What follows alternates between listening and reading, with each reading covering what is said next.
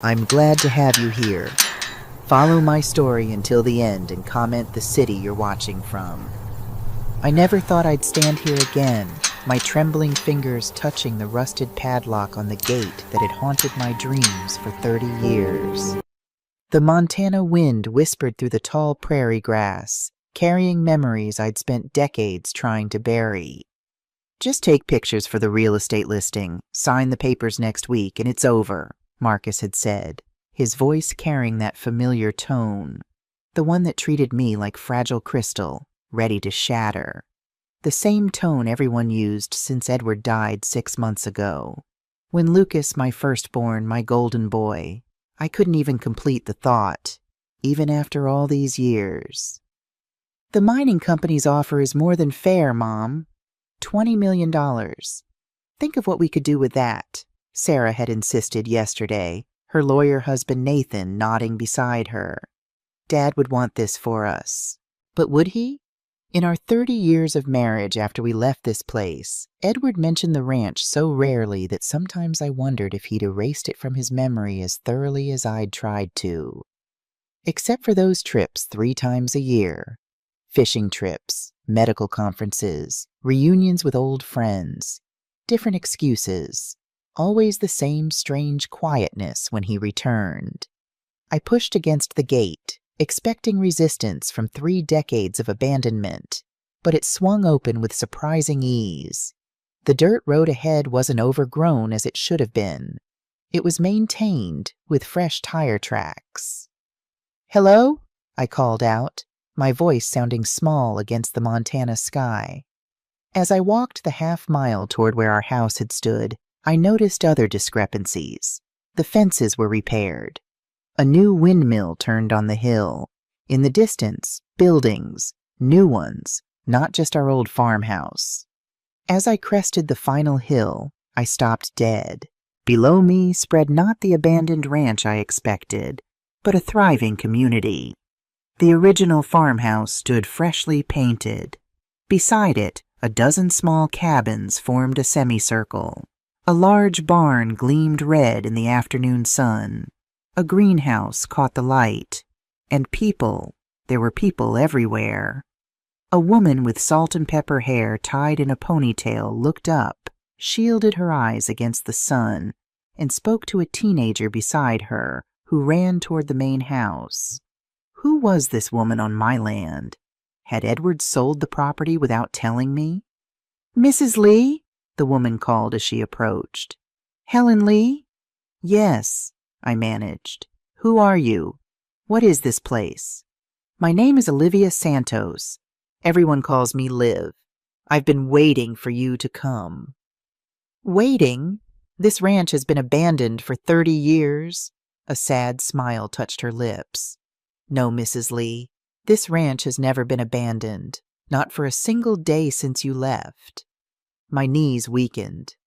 "That's impossible. We moved to Denver after Lucas, after the accident."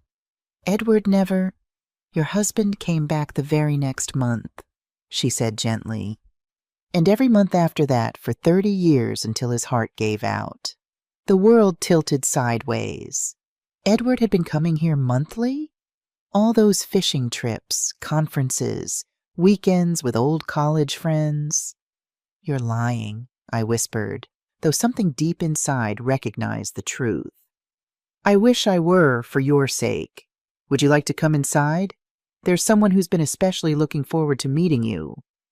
A man with Down syndrome hurried from the main house, about 35, with Edward's fishing hat perched on his head.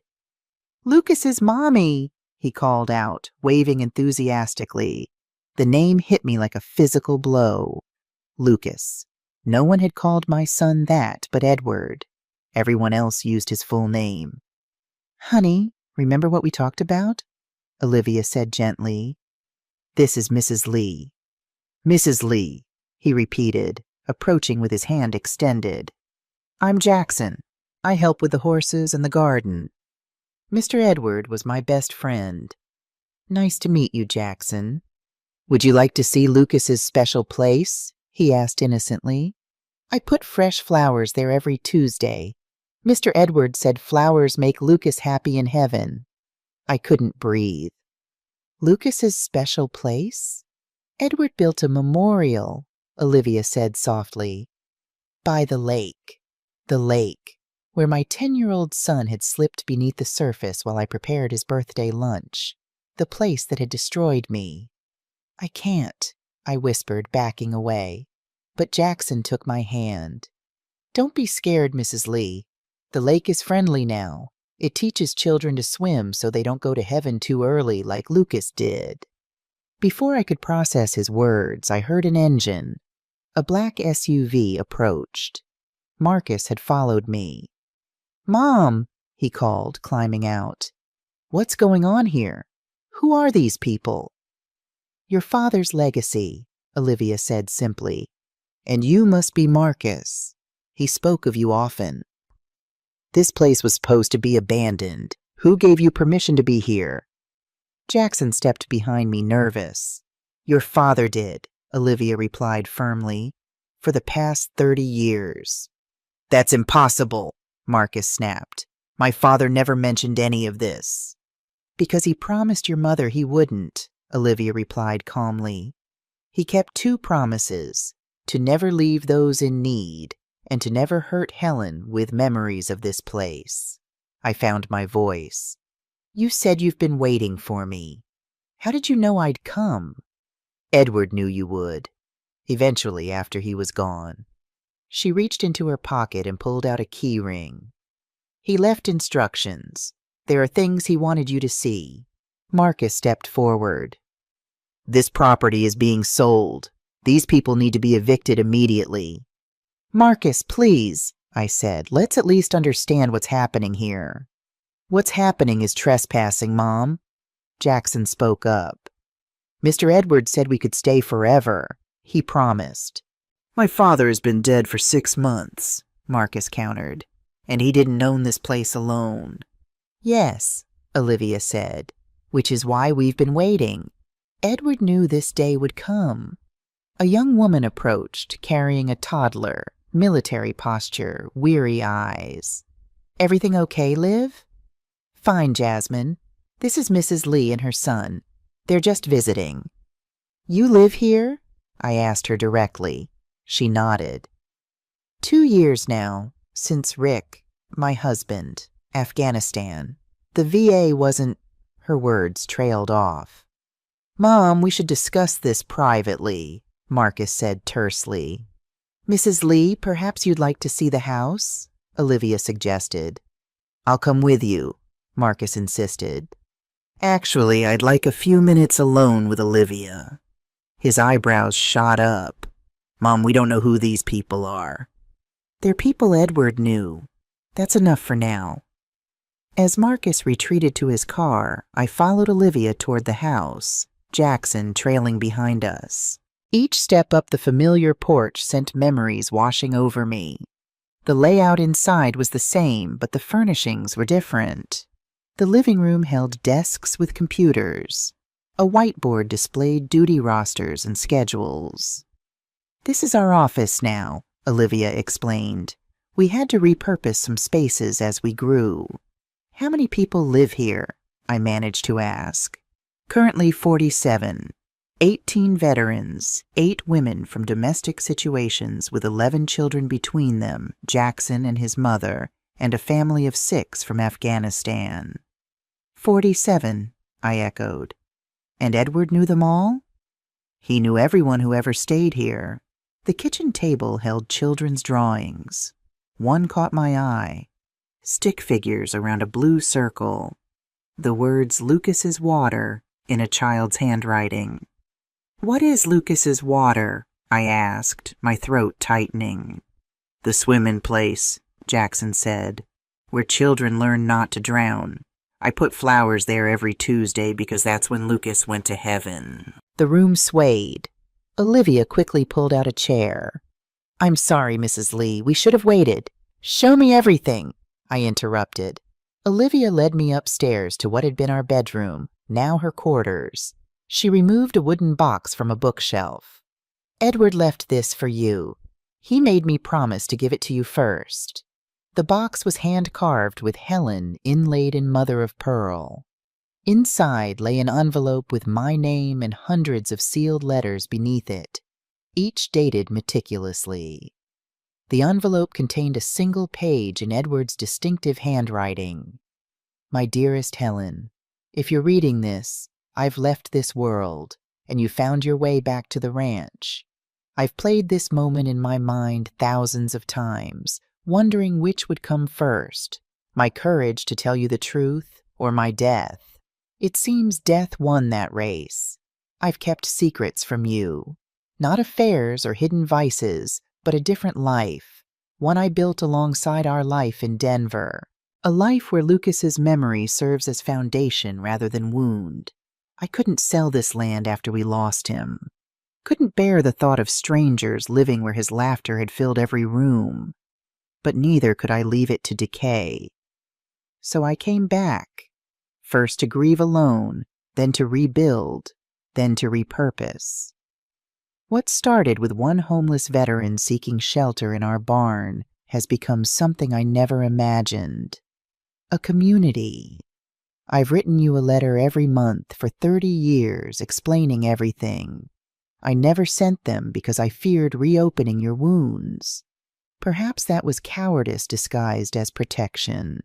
Forgive me, Helen girl, for my secrets, for my silence, for leaving this burden to you. But please, before you decide the fate of this place, see what it has become. I've loved you completely, even in my duplicity. Always, Edward. I looked up at Olivia, tears streaming down my face. You knew? All this time?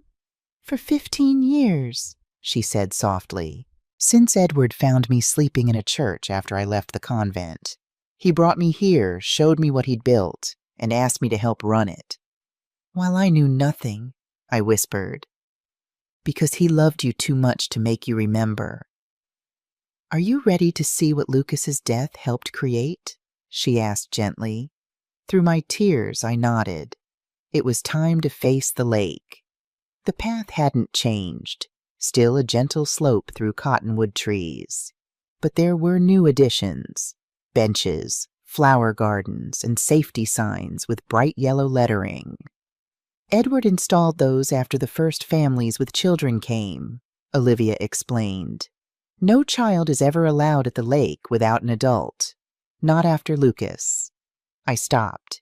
You speak his name so easily. Edward spoke of him often. All the children here know Lucas's story. I haven't said his name out loud in years, I admitted. It hurts too much. The trees thinned, and suddenly the lake stretched before us, smaller than in my nightmares, but no less menacing.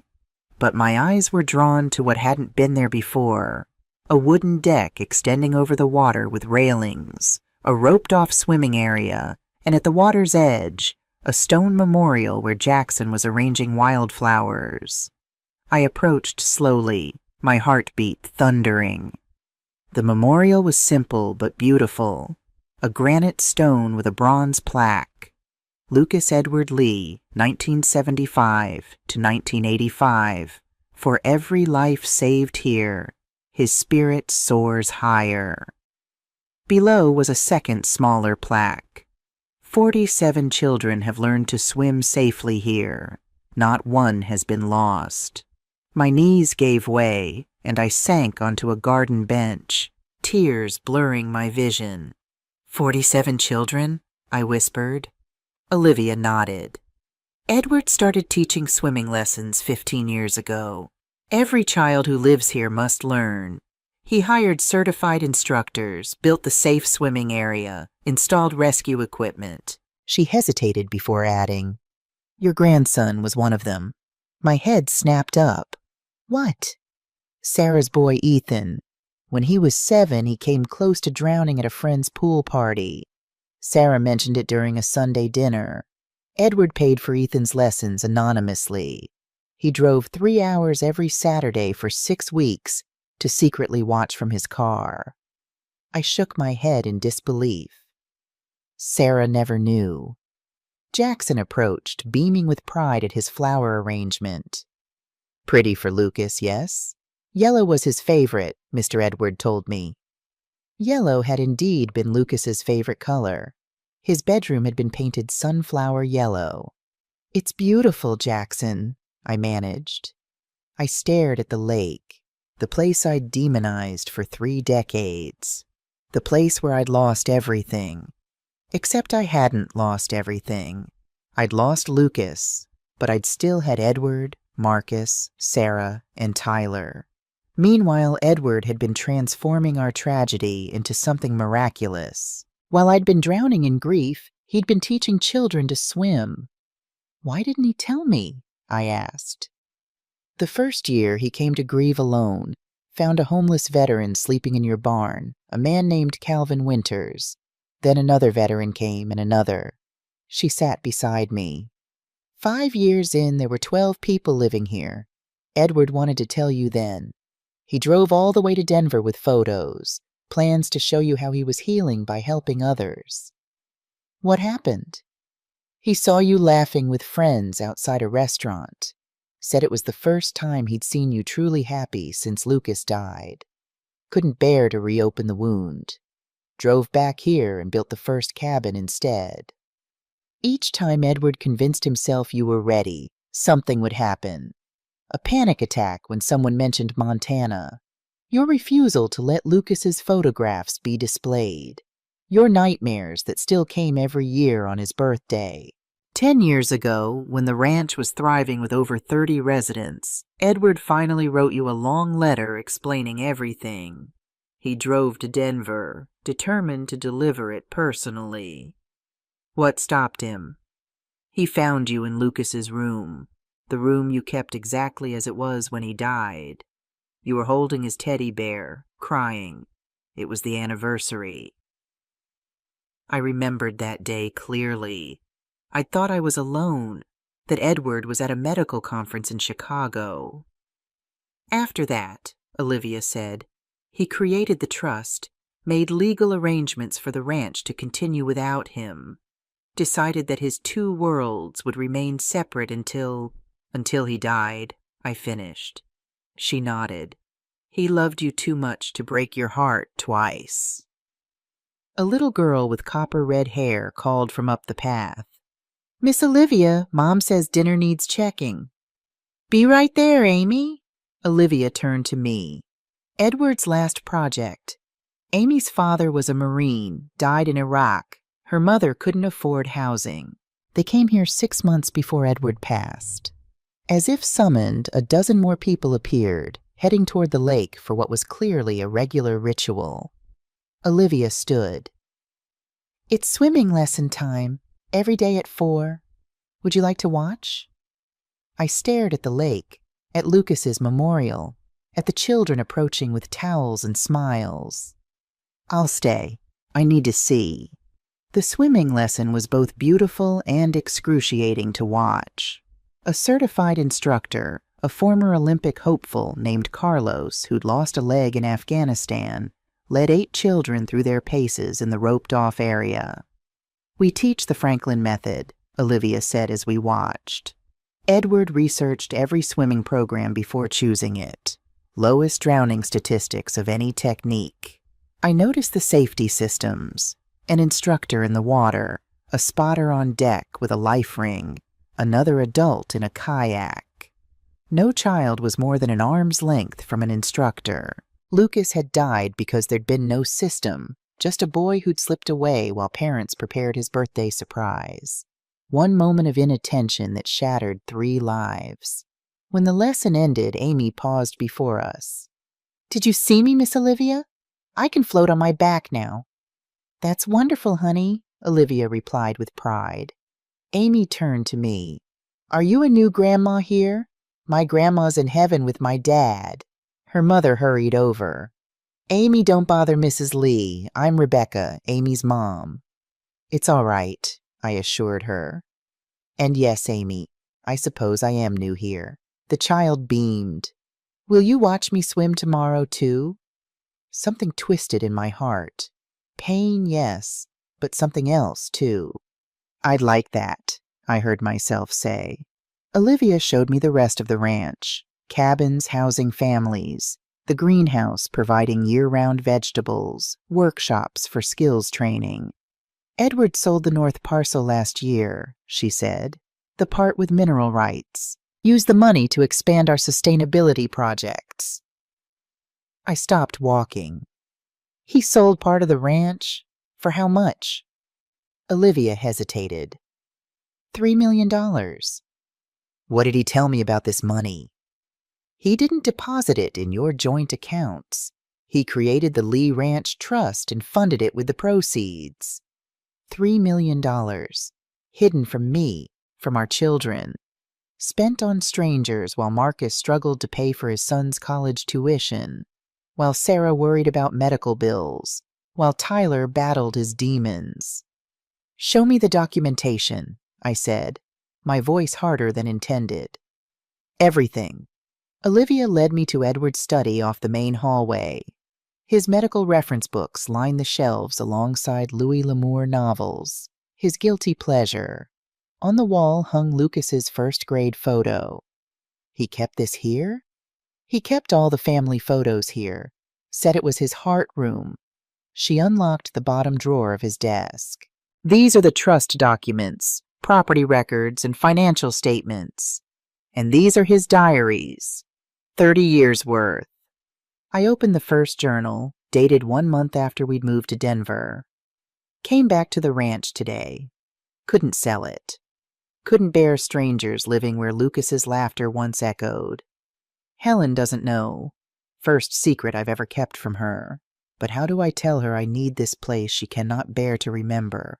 Slept in Lucas's room. Found his toy soldier under the bed. Cried until sunrise. 3 months later. Fixed the roof on the barn. Started clearing debris. Gives my hands something to do while my heart still searches for answers. Helen thinks I'm at a medical conference in Seattle. Hate lying to her, but she's sleeping through the night now in Denver. My coming here would undo all that healing. A year after Lucas's death. Found a man sleeping in the barn today. Calvin Winters, Vietnam vet. No home, no family. Eyes like I've seen in the mirror. Haunted. Offered him dinner. He asked if he could stay. Said yes before I even thought about it. Feels right having another soul here. The ranch was never meant to be empty. 5 years later. 12 people living here now. Calvin's brought others. All veterans, all homeless. Good men fallen on hard times. Should tell Helen. Drove to Denver intending to. Saw her laughing with friends outside that restaurant she loves. First real laughter I've seen since Lucas. Couldn't bear to reopen the wound. Came back and started building a proper cabin instead. 10 years after, met Olivia Santos today. Former nun who left her order after reporting abuse. Found her sleeping in St. Michael's Church. Something about her reminded me of Helen. That same quiet strength. Offered her the teaching position for the children. When she saw the ranch, what we've built, she cried. Said she'd found her true calling after all. Think I have too. I flipped to the final journal, entries from last year. Doctor says my heart is failing. 6 months, maybe less. Haven't told Helen. Can't bear to see the fear in her eyes. Need to secure the ranch's future. The trust is nearly ready. Olivia will take over completely. Sold the north parcel to Miller Mining. $3 million. Told Helen I was at a cardiology conference in Houston. More lies to protect her. Use the money to build permanent housing for the veterans. Install the solar system. Upgrade the greenhouse. Purchase medical equipment. The ranch will be self-sustaining now. My legacy to Lucas, transforming the place of his death into a sanctuary of life. The final entry, 2 weeks before his heart attack. Made video for Helen today out by Lucas's memorial. Tried to explain everything. 47 children have learned to swim here now. 47 lives potentially saved. One for each year Lucas would have lived if I'd watched him more carefully that day. My penance. My redemption. Hoping someday Helen will understand why I kept this from her, why I built this secret life. Not for lack of love, because of its abundance. The ranch is ready. I am ready. But I fear I'm leaving her with an impossible burden. The truth. I closed the journal as car doors slammed outside. Marcus had returned with Sarah and Tyler, all three of my surviving children, ready to sell their brother's legacy. This is absurd, Marcus's voice carried through the window. Squatters' rights aren't a thing anymore, especially when the actual owners are right here. I stepped onto the porch. My three children stood confronting Olivia, who maintained her calm. As I've explained, Mr. Lee, this property is held in trust, she was saying. Your mother is the one you should be speaking with. Three heads turned toward me. Sarah rushed forward. Mom, what have these people been telling you? Are you okay? I'm fine, I said, surprised by my steadiness. And they're not these people, Sarah. They're residents of Lee Ranch. Lee Ranch hasn't existed for 30 years, Marcus retorted. This is just land we own that apparently has been colonized by strangers. Edward's diary says otherwise, I replied. He's been coming here monthly since Lucas died, building something extraordinary. Dad? Tyler spoke for the first time, confusion evident in his face.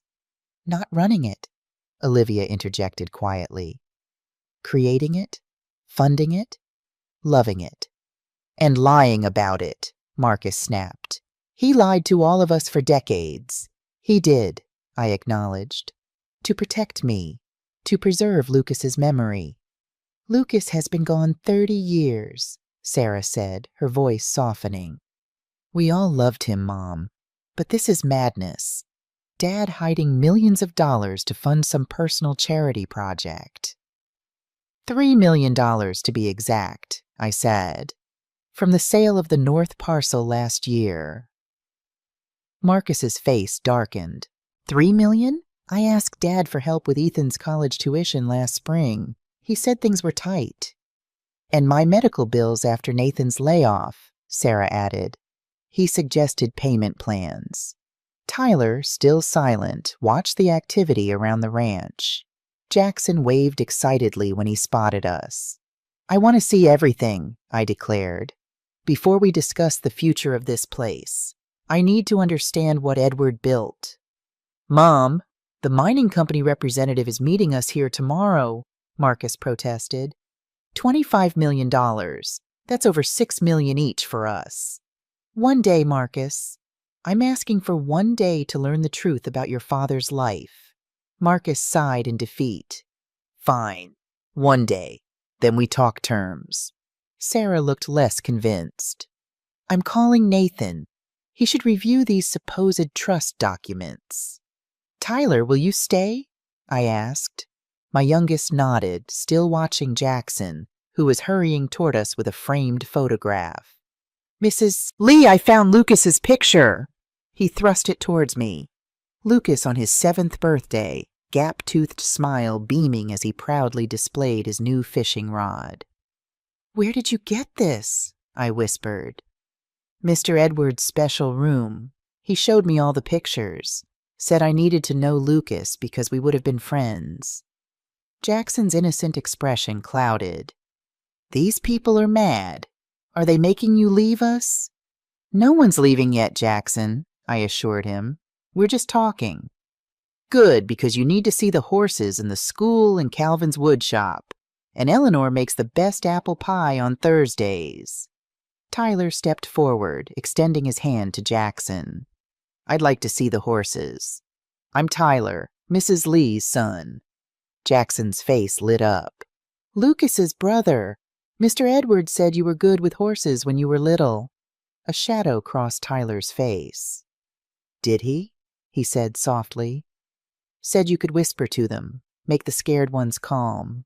Jackson took Tyler's hand and pulled him toward the stables. We have a new mayor. She's scared of everything. Maybe you can help." Tyler glanced back at me, something vulnerable in his eyes. "Go," I encouraged him. "I'd like to know what else your father said about you." As they walked away, Marcus shook his head. "Unbelievable. They've got plants everywhere, tugging at heartstrings." "Or perhaps your father left more of himself here than he did in Denver," I replied. "I need to see it all, Marcus. I'm not signing anything tomorrow until I know exactly what I'd be destroying." Sarah's phone rang. Nathan, no doubt. She stepped away to answer. "Mom, be reasonable." Marcus lowered his voice. "Even if Dad did build this place, even if he did care about these people, they're strangers. We're his family." "Are we?" I challenged, clutching Lucas's photograph. "How much time did you spend with your father in the last year, Marcus? How many times did you call just to talk, not to ask for something?" The question struck home. Marcus's jaw tightened. "That's not fair." "No, it isn't," I agreed. "Just as it wasn't fair that your father kept this place secret from us. But I'm beginning to understand why." I turned to Olivia. "Show me everything, starting with how Edward funded this place before last year's mineral sale." Marcus made a final attempt. "The trust documents might not even be legal. Dad wasn't a lawyer." "No," came a new voice from behind us. "But I am, and they're ironclad." We turned to see an elderly man in a wheelchair approaching, pushed by a middle-aged woman. "Calvin Winters," he introduced himself. "Original resident and legal counsel for the Lee Ranch Trust since its inception 15 years ago." "You're a lawyer?" Marcus asked incredulously. The old man's eyes crinkled. "Vietnam before that, Harvard Law after, alcoholism and PTSD in between. Your father found me sleeping in his barn and gave me purpose again." "Dinner's in 30 minutes, the woman pushing Calvin's wheelchair announced. "We'd be honored if the Lee family would join us." Olivia turned to me. "Eleanor makes the meal assignments. She was the head chef at the Grand Hotel in Billings before her arthritis forced retirement." Jackson's mother. "We'll stay for dinner," I decided, looking pointedly at my children. "All of us." Sarah rejoined us, phone clutched tightly. "Nathan says we should document everything." "That's a start," I agreed. "To understand what your father valued enough to hide from us for 30 years. As we walked toward the dining hall, converted from our old barn, I noticed Tyler in the distance, standing quietly beside a nervous mare, his hand gently stroking her neck, while Jackson watched in awe. For the first time since Edward's death, I felt something shift inside me. Not healing, not yet, but possibility. And in my hand, Lucas smiled from his photograph, eternally 10 years old, forever frozen in time at the place I'd run from. And Edward had transformed. The dining hall stunned me. Our old barn had been transformed into a warm space with long tables, a stone fireplace, and walls covered with children's artwork. Wooden beams stretched overhead, strung with twinkling lights. "Edward designed it himself," Olivia explained. "Said every family deserves a proper dinner table." A dozen round tables filled the space, each set with mismatched but clean plates. Residents were gathering, adults helping children get settled, teenagers distributing water pitchers. Marcus, Sarah, and I stood awkwardly just inside the entrance. Tyler had yet to return from the stables. A tiny woman with snow-white hair approached us, leaning heavily on a cane. "You must be Helen," she said, her rheumatoid-twisted hands extending toward mine. "I'm Eleanor. Edward spoke of you constantly." I took her gnarled fingers gently. "You're Jackson's mother?" "Yes," she smiled, revealing dimples that matched her son's. "And Edward's second cousin, though he didn't know that when he found us. Only discovered the connection when I mentioned my maiden name was Lee. from the Kentucky Lees, not the Montana ones. Edward never told me. Probably thought it didn't matter. Family is who you choose, not just who shares your blood. She gestured toward a table near the fireplace. That's our family table. Edward always sat there. Would you join me? Before I could answer, Marcus stepped forward. Eleanor, I understand you've lived here for some time, but you should know this property is being sold tomorrow. Eleanor's smile never faltered. Is that so? Well, perhaps after dinner you'll feel differently. Food has a way of changing perspectives. She turned back to me. Edward's chair has been empty 6 months now. Would do my heart good to see it filled again. I'd be honored, I told her, ignoring Marcus's disapproving look. We followed Eleanor to the table where Jackson was already seated, telling a teenage girl about Lucas's brother who could talk to horses. Tyler appeared moments later, sliding into the chair beside Jackson, a soft smile playing on his lips, the first genuine smile I'd seen from him since Edward's funeral. The mare's name is Whisper, he told me, rescued from an abusive racing stable. She's going to be okay with time and patience. Time and patience, Eleanor echoed. Edward's prescription for all wounds, animal or human. A bell rang softly, and the dining hall quieted. Olivia stood at the front, hands clasped. As always, before we eat, we share our gratitudes. Tonight is special as we welcome Dr. Lee's family. Helen, Marcus, Sarah, and Tyler have come to learn about the ranch. Let's show them the same kindness Edward showed each of us. One by one, people around the room shared brief thanksgivings. A veteran with a prosthetic leg thanked the community for helping with his physical therapy. A young mother expressed gratitude for childcare that allowed her to attend online classes. When they finished, Jackson jumped up excitedly. I'm grateful Lucas's mommy came to see us, and his brother can talk to Whisper. All eyes turned expectantly toward me. I hadn't prepared for this ritual, had no gratitude readily available amid the revelations, but looking around at these faces, people whose lives Edward had touched while I remained oblivious, I found words. I'm grateful to discover that while I was preserving Lucas's memory by keeping it locked away, Edward was honoring it by creating this. My voice caught. Thank you for showing me another way to remember my son. A soft murmur of approval rippled through the room. Even Sarah looked moved, though she quickly masked it when she caught Marcus watching her. Eleanor squeezed my hand as dinner was served. Hearty vegetable stew, fresh bread, and salad greens from the greenhouse. As we ate, residents stopped by our table to introduce themselves. Calvin shared stories of the ranch's early days. A former teacher described the educational program for children who struggled in traditional schools. Ahmad, who had been an interpreter for American forces in Afghanistan, expressed his gratitude for the sanctuary provided to his family. Edward paid for our immigration lawyer, Ahmed said softly. When the system failed us, he created a place for us to belong. Marcus remained silent throughout these interactions, though I noticed him watching a young boy showing a drawing to his mother, a stick figure family standing before a simple house, home, printed in wobbly letters above it. Sarah asked pointed questions about the ranch's legal structure, funding mechanisms, and sustainability plans. Calvin answered each inquiry with professional precision. The mineral rights sale was legally structured as a charitable donation, he explained. The proceeds went directly into the trust's endowment fund. Tax avoidance, Sarah muttered. Tax planning, Calvin corrected mildly. Perfectly legal and ethical.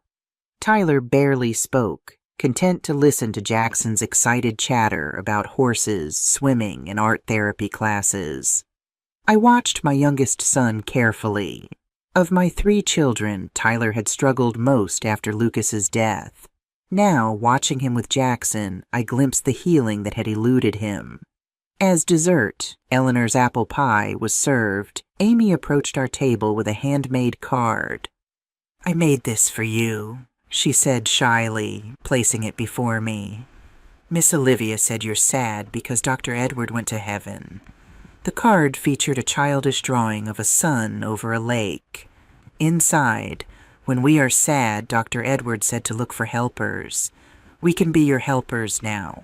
Edward's favorite Mr. Rogers quote had become his life philosophy. "Thank you, Amy," I managed. "It's beautiful." As she skipped away, Marcus finally broke his silence. "This is all very touching, Mom. But these good works don't change the fact that Dad lied to us for decades, hid money, created this elaborate double life." "While you were weekending in Aspen," Tyler said suddenly, his voice unusually sharp. "While Sarah was climbing the corporate ladder, while I was in and out of rehab." Marcus flushed. "That's not fair." "Isn't it?" Tyler challenged. "When's the last time you asked Dad about his life? Not about investments or advice or loans, just about him." An uncomfortable silence fell over our table. Eleanor patted my hand gently. "Family," she said softly. "Always the most complicated love story." As dinner concluded, residents began their evening routines. Some cleared tables, others supervised children's homework. Still others gathered for what appeared to be a support group meeting. "Typical evening at Lee Ranch," Olivia explained. "Everyone contributes according to their abilities. Everyone's needs are met according to their circumstances." "Sounds like communism," Marcus muttered. "Sounds like family," I countered. And as I watched this community, these strangers united by Edward's vision, I realized they knew a side of my husband I'd never seen. Night fell over the ranch, stars emerging in the vast Montana sky. Olivia had offered us accommodations, Marcus and Sarah in guest rooms in the main house, Tyler bunking in the stables at Jackson's invitation, and me in Edward's quarters above his office. The space was undeniably Edward's, Spartan but thoughtful, a twin bed with flannel sheets, bookshelves lined with medical journals and westerns, a small desk beneath a window overlooking the property, and photographs, dozens in simple frames covering one entire wall. There he was with Calvin before a half-built cabin, Edward kneeling beside Jackson on a fishing dock, Edward in a Santa hat, distributing presents to beaming children. Not a single photograph of me or Marcus, Sarah, or Tyler. Those lived in his Denver office. He had kept his worlds completely separate. A soft knock interrupted my thoughts. Sarah stood in the doorway, her professional demeanor softened by exhaustion. "May I come in?" I nodded, patting the space beside me. She sat, her eyes immediately drawn to the photo wall. "It's surreal," she said after a moment, "like discovering Dad had another family." "He did in a way," I acknowledged, "but not the kind you're thinking." "Nathan's reviewed the trust documents," she continued. "They're legitimate. Dad created an irrevocable charitable trust 15 years ago. We can't sell it, Mom. Not without a protracted legal battle that we'd likely lose." I absorbed this information, surprised to find myself relieved. "What about the mineral rights offer?" "The trust owns those too, though there's a clause allowing limited extraction with environmental safeguards." She sighed. "Nothing like the scorched earth approach the mining company wants." "So no 25 million windfall?" "No." She glanced at me. "Marcus is taking it hard. He's been counting on that money to expand his business." I thought of Marcus's luxury home in Cherry Creek, his vacation property in Vail, his children in private schools. "He's done well enough without it." "We all have," Sarah admitted. "Even Tyler when he's sober."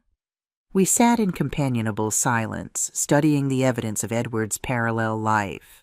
"Why didn't he tell us?" Sarah finally asked, the lawyer facade cracking to reveal the hurt daughter beneath. Did he think we wouldn't understand? I think he feared what knowing would do to me, I said slowly. And once that pattern of secrecy was established, it became easier to maintain than to break. But all that money, Mom. $3 million that could have helped his own family. I gestured toward the photos. These people became his family too, Sarah. Look at their faces. Really look. She studied the images more carefully. They all look at him like he saved them, I finished, because he did. Another knock, and Marcus appeared, his face tight with barely controlled anger. Well, Sarah's confirmed it. Dad screwed us all with his secret charity project. Marcus, I chided, that's not fair. Fair? What's not fair is discovering your father led a double life for 30 years. What's not fair is finding out the inheritance you counted on doesn't exist because he gave it all away to strangers. They're not strangers to him, Sarah said quietly. I don't care, he snapped. He lied to us, Mom, for decades. How can you be so calm about this? Before I could respond, Tyler appeared behind Marcus, his expression unusually serene. Because she understands what you don't, Marcus. Dad didn't do this against us. He did it for Lucas. Don't bring Lucas into this, Marcus warned. This has nothing to do with him.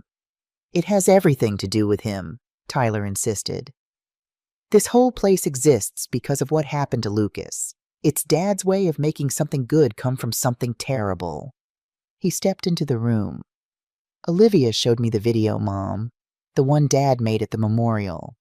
What video? I asked. Dad recorded messages at Lucas's memorial for 30 years. There's one he made specifically for you. Marcus threw up his hands in disgust. More manipulative theatrics. It's Dad talking to Mom, Tyler said firmly. I think she deserves to hear him out. Sarah placed a gentle hand on my arm. You don't have to watch it now, Mom. Or ever. But I was already standing. Where is it? Tyler led us to Edward's office where Olivia waited with a tablet. I sat at Edward's desk, my surviving children gathering behind me as Olivia left discreetly. The video began with Edward's face filling the screen, clearly in his final months. Behind him stood Lucas's memorial, flower-bedecked as always. Helen, he began, his voice sending a shock through me. If you're watching this, I'm gone, and you found your way back to the ranch. I've made hundreds of these videos over the years talking to you, to Lucas, trying to explain what I couldn't say in person. But this one's the truth I should have told you 30 years ago. Edward shifted, revealing more of the lake behind him. Helen, girl, the day Lucas drowned wasn't your fault. It was mine. I gasped, feeling my children tense behind me. I know you've carried this guilt for decades, believing that if you hadn't been preparing his surprise birthday cake, if you'd been watching him instead. But the truth is, I told him he could go to the lake that morning. My hands flew to my mouth. He asked if he could try fishing with his new rod. I said yes, told him to stay on the dock. I promised I'd join him in 15 minutes after I fixed the tractor, but I got caught up in the repair, lost track of time. You were in the kitchen, thinking he was with me.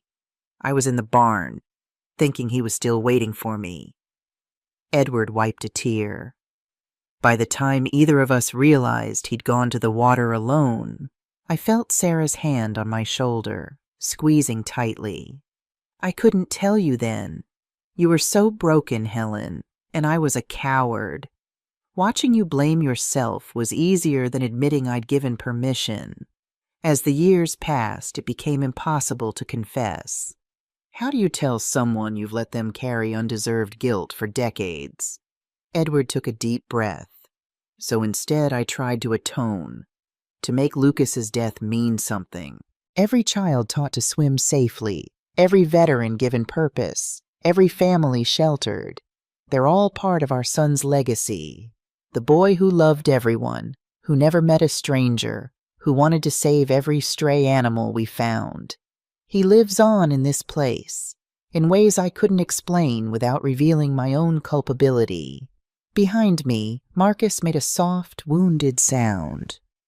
"I don't know if you can forgive me," Edward continued, "for Lucas, for the lies, for creating this place without you. But I hope someday you'll see that in my broken way, I was trying to honor both our son and you, the woman who taught me that love is about lifting others up." He leaned closer to the camera. "The trust will protect the ranch after I'm gone. The community can continue without me, but it would flourish with your heart guiding it, Helen. If you can find it in yourself to forgive me, to embrace what grew from our greatest loss, there's room for you here. Room for all our family, if they choose it." Edward smiled sadly. "I've loved you completely, Helen Lee, even in my deception, and Lucas would be so proud of the lives saved in his name." The screen went dark. None of us moved or spoke. Then Marcus turned abruptly and left the room. Sarah, tears streaming down her face, followed him. Tyler remained, his hand resting gently on my back as 30 years of misplaced guilt washed over me. "He knew," I whispered. "All these years, he knew I blamed myself, and he let me, while he blamed himself. So he built all this to make amends," Tyler said quietly. I looked up at my youngest son, suddenly seeing him with new clarity. "You're not angry about the money?" Tyler shook his head. "I never cared about that. And after seeing this place, understanding what Dad created, I'm proud of him, Mom. For the first time since Lucas died, I feel like our family did something that matters." As the night deepened around the ranch, Lucas's ranch, Edward's vision, I began to understand the legacy my husband had left, not just for strangers, but for us. A way to transform our family's greatest tragedy into purpose. If only I could find the strength to accept it. Dawn broke over the ranch with a spectacular riot of colors, purples and oranges streaking across the vast Montana sky. I'd barely slept, spending hours reading through Edward's journals after watching his confession video. Each entry revealed another piece of the intricate mosaic he'd created in our son's memory. I stood now on the porch of the main house, coffee mug warming my hands, watching the ranch come alive. Veterans headed to the greenhouse. Children gathered for breakfast before school. A group of women left for their jobs in nearby towns, carpooling in one of the ranch's vehicles. This well-oiled community had functioned without me, without my knowledge, for decades. "Early riser like your husband," came Eleanor's voice as she joined me, moving slowly with her cane. "Edward always said sunrise over the mountains was God's daily reminder that beauty follows darkness." "That sounds like him," I agreed, making room for her on the bench. "He was always the optimist in our marriage." "Yet he carried such guilt," Eleanor said softly. "Sometimes when he thought no one was watching, the weight of it showed in his eyes." "I never saw it," I admitted. "How did I not see it?" "Because he didn't want you to." Edward was skilled at compartmentalizing. Doctor mode, husband mode, ranch mode, each separate and distinct. 3 decades of deception, I mused. I keep trying to be angry, but all I feel is grief. "For the shared healing you might have had," Eleanor supplied. "For the years you could have been part of this."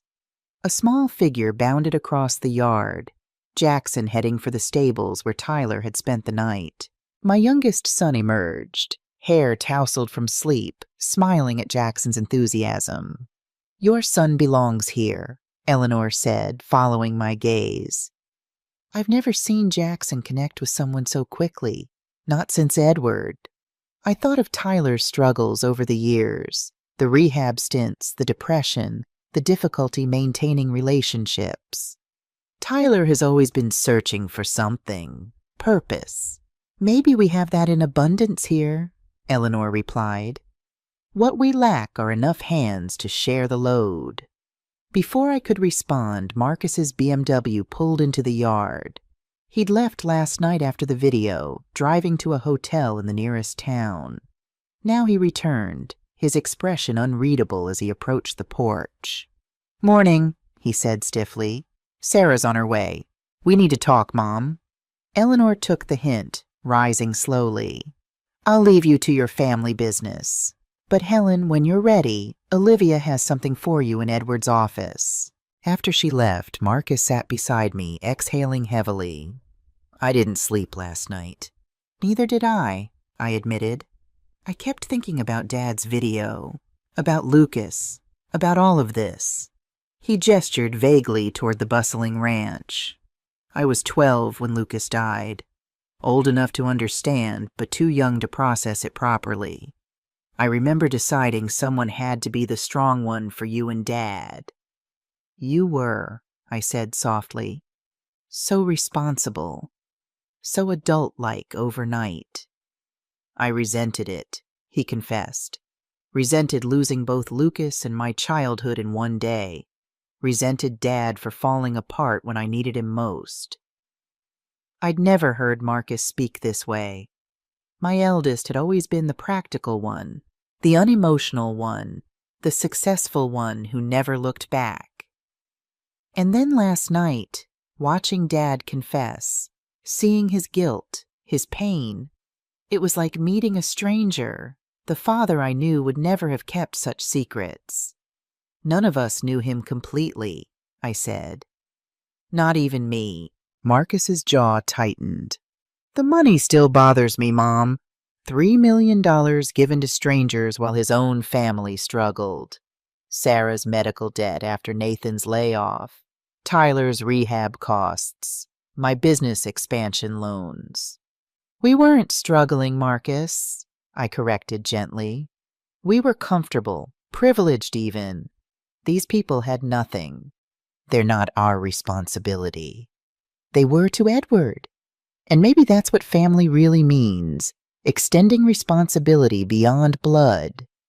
I studied my son's face, seeing the boy he'd been beneath the successful businessman he'd become.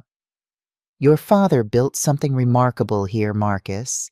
Something that honors Lucas in ways I never could." Marcus looked away, watching as Tyler and Jackson led horses from the stable. "Dad's video mentioned there being room for all our family here. What did he mean by that?" "I don't know yet," I admitted, "but I intend to find out." Sarah's car arrived, parking beside Marcus's. She emerged with her husband Nathan, both looking solemn. "We need to discuss the legal implications," she said without preamble as they joined us. "The trust is valid, but there may be ways to restructure it that benefit both the ranch and our family." "Always the lawyer," Marcus muttered. "Someone has to be practical," she retorted. $25 million is still on the table from the mining company if we can negotiate limited extraction rights that don't displace residents." "No," I interrupted, surprising myself with my certainty. "No mining, not yet. Not until I understand everything Edward built here." Nathan cleared his throat. "Mrs. Lee, with all due respect, the offer won't stay open indefinitely. The company has other options."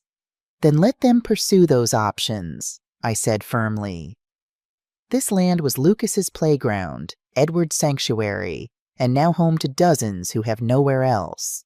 I won't rush into decisions that destroy any of that. Sarah and Nathan exchanged glances, clearly having expected a different response. "Olivia wants to see me," I continued, standing. "Something Edward left. Will you join me?" We found Olivia in Edward's office, a worn leather box on the desk before her. "These are the letters," she said simply, "one for each month for 30 years. Edward wrote them after every visit, but never sent them." 360 letters, Sarah calculated aloud. 362, Olivia corrected. He was very disciplined. I approached the box reverently, lifting the lid to reveal bundles of envelopes, each tied with string and labeled by year. "Have you read them?" I asked Olivia. "No," she replied.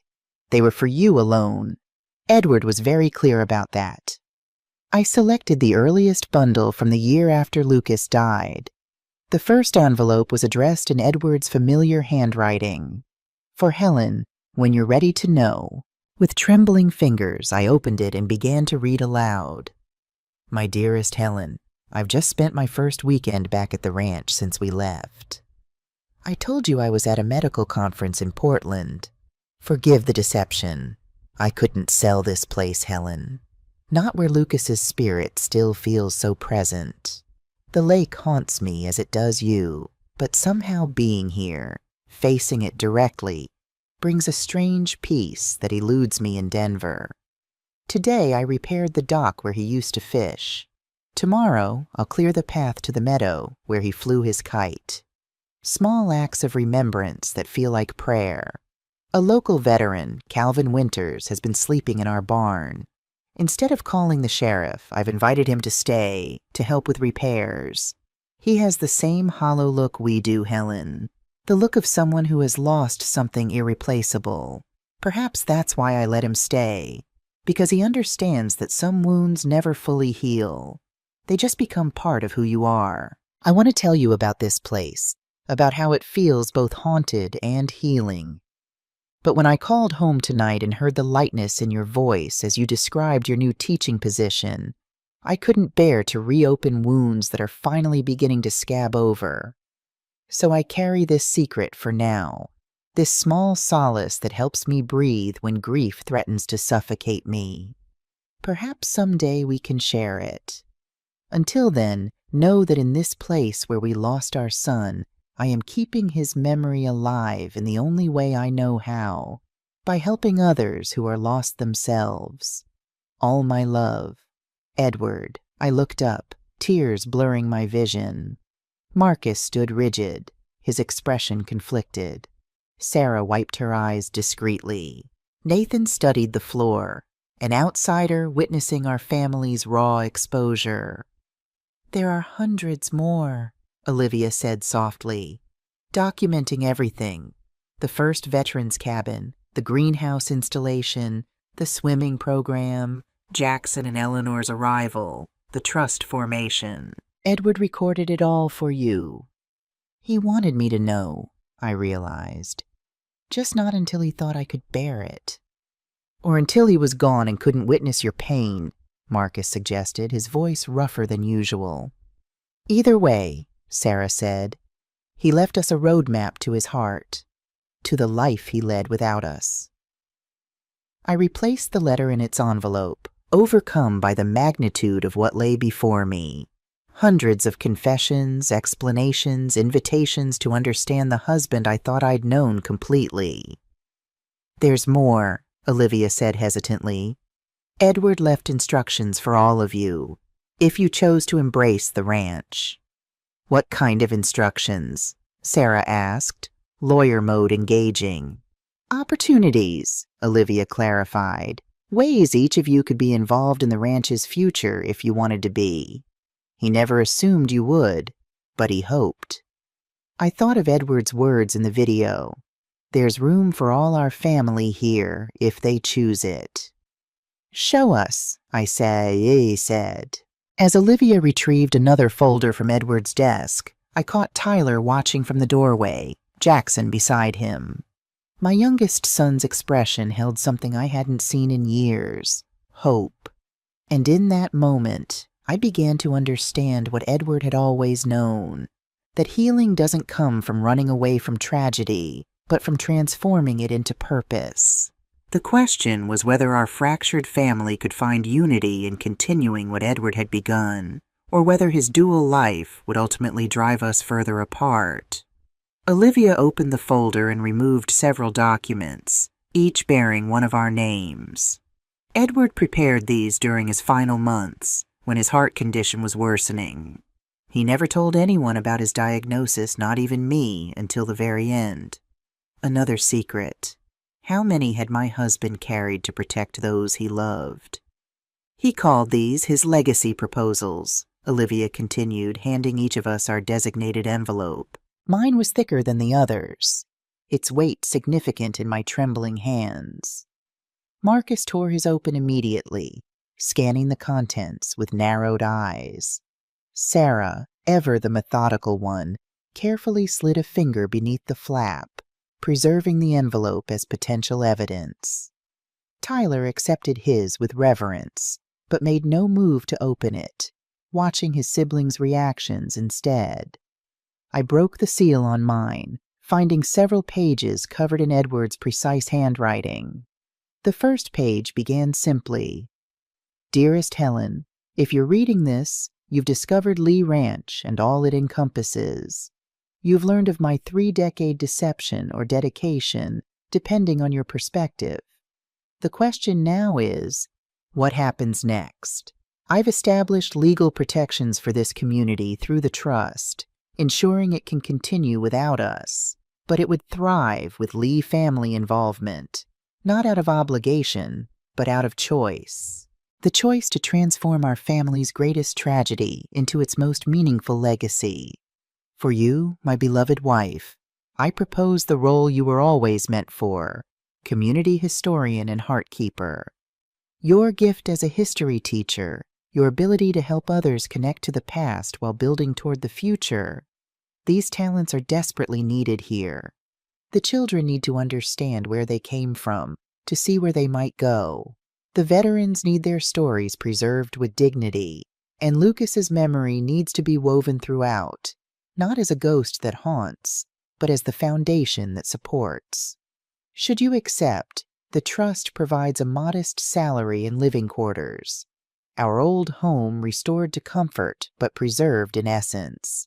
More importantly, it offers purpose for your retirement years and healing for your heart. The decision is entirely yours. You may choose to visit occasionally, to remain at a distance, or to embrace this place fully. All I ask is that you consider the possibility that in running from this land for 30 years, you may have been running from your own healing. With eternal love, Edward. Additional pages detailed practical matters, financial provisions, transitional assistance, even curriculum suggestions for historical programming. Edward had thought of everything, planning for a future he wouldn't live to see. I looked up to find Marcus standing abruptly, his proposal crumpled in his fist. "Unbelievable," he muttered. "What did yours say?" Sarah asked, her own pages held protectively against her chest. Marcus laughed bitterly. "Dad wants me to use my business acumen to establish sustainable revenue streams for the ranch. Suggested I relocate my investment firm's satellite office to Billings and serve as the trust's financial advisor. Even outlined expansion opportunities for ecotourism and therapeutic retreat services that could benefit both the community and provide professional fulfillment." He thought that far ahead. Sarah seemed impressed despite herself. "Oh, it gets better," Marcus continued. "He's offering matching funds from the trust for any investment I make in ranch enterprises. A partnership, he calls it. As if I'd uproot my entire life to manage his secret charity project." The bitterness in his voice didn't quite mask the underlying hurt. The son who'd built his own success, feeling his father had been planning a different future for him all along. "What about yours?" I asked Sarah gently. She swallowed hard. "Legal oversight. Dad suggests I establish a nonprofit law practice specializing in veterans' benefits, immigrant rights, and domestic violence protection, all issues affecting ranch residents." Her voice softened. "He writes that my passion for justice has always outweighed my desire for corporate success, even when you couldn't admit it to yourself." I saw the conflict in her eyes. The ambitious attorney who'd fought for partnership at her prestigious firm, suddenly confronted with an alternate vision of her professional identity. "Tyler," I prompted, noticing my youngest still clutching his unopened envelope. He shook his head. "I don't need to read it. I already know." "Know what?" Marcus demanded. "That Dad saw me clearly when the rest of you saw only my failures." Tyler's voice held no accusation, just simple truth. That he understood why I kept falling apart in the structured world you all navigated so easily. You don't know what he proposed, Sarah pointed out. Something with the horses, Tyler said confidently. Something that uses my empathy rather than treating it as a weakness. Something that acknowledges I've been looking for purpose since Lucas died. Olivia nodded slightly, confirming Tyler's intuition without revealing specifics. Marcus paced the small office, agitation evident in every movement. This is emotional manipulation from beyond the grave. Dad spent 30 years living a double life, and now he expects us to abandon our existing lives to continue his secret project. I have a family in Denver, a successful business, kids in schools they love. He doesn't expect anything, I corrected gently. He's offering possibilities. While leveraging guilt and sentimentality, Marcus retorted. Classic Dad, making emotional appeals seem like rational choices. Sarah studied her pages thoughtfully. The proposals are surprisingly practical, though. Dad researched the legal barriers to what he's suggesting for me. He's included contact information for organizations already interested in partnership. It's thorough. Of course it is, Marcus scoffed. Dad had 30 years to plan how to rope us into this place after he was gone. Or 30 years to understand what might bring each of us fulfillment, Tyler suggested quietly. Fulfillment we haven't found in the lives we've built. Marcus rounded on him. Speak for yourself. Some of us are perfectly fulfilled. Are you, Marcus? Tyler challenged, unusual confidence in his voice. Is that why you work 70 hours a week? Why you've been divorced twice? Why Ethan barely speaks to you despite living in your house? You little, Marcus began, stepping toward Tyler. That's enough, I interjected, standing between my sons. Edward gave us choices, not mandates.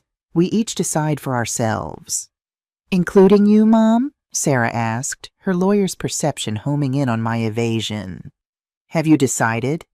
All eyes turned to me, my children, Olivia, even Nathan, who had remained a respectful observer to our family drama. I've spent 30 years running from this place, I said slowly, finding my way to truth with each word. Refusing to speak Lucas's name, keeping his room like a museum, flinching when Edward mentioned Montana. I took a deep breath. And none of it brought healing. None of it honored our son's life or made sense of his death. I gestured toward the window where ranch residents went about their morning routines. But this community has saved lives, given hope, created family for those without one, all in Lucas's name. So you're staying, Marcus concluded flatly. I'm considering it, I corrected. I want to read all Edward's letters first, understand everything he built here, then decide. And if we don't want to be part of this grand vision, Marcus pressed. Then that's your choice, I replied simply. Edward protected the ranch legally, regardless of our involvement. This place will continue with or without Lee family participation. The tension in the room was broken by Jackson appearing in the doorway. Tyler, the new horse is eating. You said you'd help brush her. Tyler smiled, tucking his still unopened envelope into his pocket. Come in, Jackson. He paused at the door. For what it's worth, I'm staying. At least for a while. The rest of you can do whatever you want with Dad's proposals. But I found something here I've been searching for my whole adult life. After he left, Marcus shook his head in frustration. This is exactly what I was afraid of. Dad's created some fantasy world here that's sucking us in one by one. Or perhaps, Sarah suggested cautiously, he created something real in a world that often feels like fantasy. You too? Marcus looked betrayed. What happened to your partnership track, the Supreme Court ambitions? Sarah shrugged, a gesture so unlike my always certain daughter that it momentarily stunned me. I don't know, Marcus, but I do know I haven't been happy despite achieving everything I thought I wanted. Maybe Dad saw that when I couldn't. This is insane, Marcus sputtered. We're supposed to have careers and lives in Denver, not run off to play charity workers on a ranch in the middle of nowhere. Your father commuted for 30 years, Olivia observed quietly. Created impact in both worlds. Perhaps such balance is possible for all of you. Marcus stormed out, Nathan following after an apologetic glance toward Sarah. My daughter stayed, studying her father's proposal with new eyes. He knew me better than I thought, she admitted softly. How did he see what I've only recently begun to acknowledge to myself? Your father had a gift for seeing beneath surfaces, I replied, even while keeping his own depths hidden. Outside, I could see Tyler with Jackson by the stables, Marcus standing by his car with a phone pressed to his ear, and the daily life of Lee Ranch continuing around them. Lives Edward had saved, futures he had altered, all flowing from the devastating loss that had nearly destroyed our family. And for the first time in 30 years, I allowed myself to wonder if Lucas's death, while never making sense, might yet have meaning through this unexpected legacy. That afternoon, Olivia asked if I'd like to attend a ranch meeting. We have them weekly, she explained, to discuss challenges, address concerns, make group decisions. This might help you see the full picture, not just the beautiful parts, but the struggles too. I agreed, curious to see beyond the idyllic surface Edward's letters had presented. The meeting was held in the dining hall, chairs arranged in a large circle. About 30 adults attended, with Olivia facilitating. I sat beside Eleanor, watching the community dynamics unfold. First item, Olivia began consulting her notes. Financial update. A middle-aged man with a military bearing stood, distributing printed sheets. Winter utility costs were higher than projected. We're looking at a 15% shortfall in the operating budget for the quarter. I was surprised by the candor, the direct acknowledgement of financial strain. Options? Olivia asked the group. Various suggestions emerged. Delaying roof repairs on cabin 3, reducing propane usage, taking on additional contract work from local businesses. We could also reach out to Dr. Lee's contacts at the Veterans Hospital, suggested Calvin. Last year's partnership brought in substantial income. I've already called them, said the financial officer. They're facing budget cuts themselves. No contracts available this quarter. I watched as the group tackled the problem collaboratively, eventually developing a phased approach. Immediate conservation measures, reaching out to additional business partners, applying for a new grant Eleanor had identified. Then came resident updates. A single mother was struggling with childcare while attending nursing classes. A veteran was experiencing increased PTSD symptoms. 2 teenagers had been caught sneaking out at night. A refugee family was having difficulty navigating the local school system. For each issue, the community brainstormed solutions, scheduling adjustments, therapeutic interventions, appropriate consequences, advocacy efforts. Not perfect solutions, not immediate fixes, but thoughtful approaches that balanced individual needs with community resources. Last item, Olivia said. The Reed situation.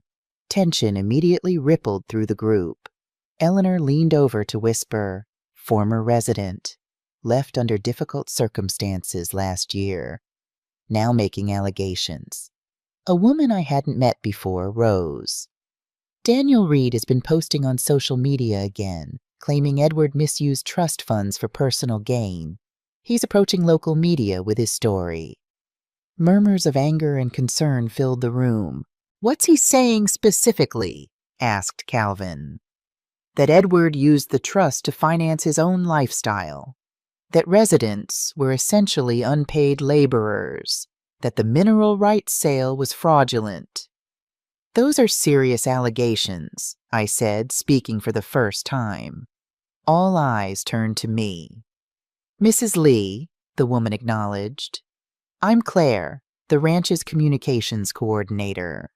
Yes, they're serious and completely false, but they're gaining traction online because people love a scandal.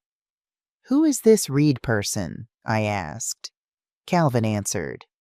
Daniel joined us 4 years ago. Iraq veteran, severe PTSD, alcohol issues. Edward took him in, got him treatment, even paid for his certification as an electrician. When he was stable, he started helping with our solar installation project. What happened? The group exchanged glances. He relapsed, Olivia said carefully. Became verbally abusive to other residents. Edward gave him multiple chances, arranged additional treatment. Finally, when he threatened a child here, Edward had to ask him to leave. He was furious, added Claire. Swore he'd take down the whole operation. We tried to maintain contact, offer outpatient support, but he refused. I absorbed this information, evidence of the complicated reality beneath the surface harmony.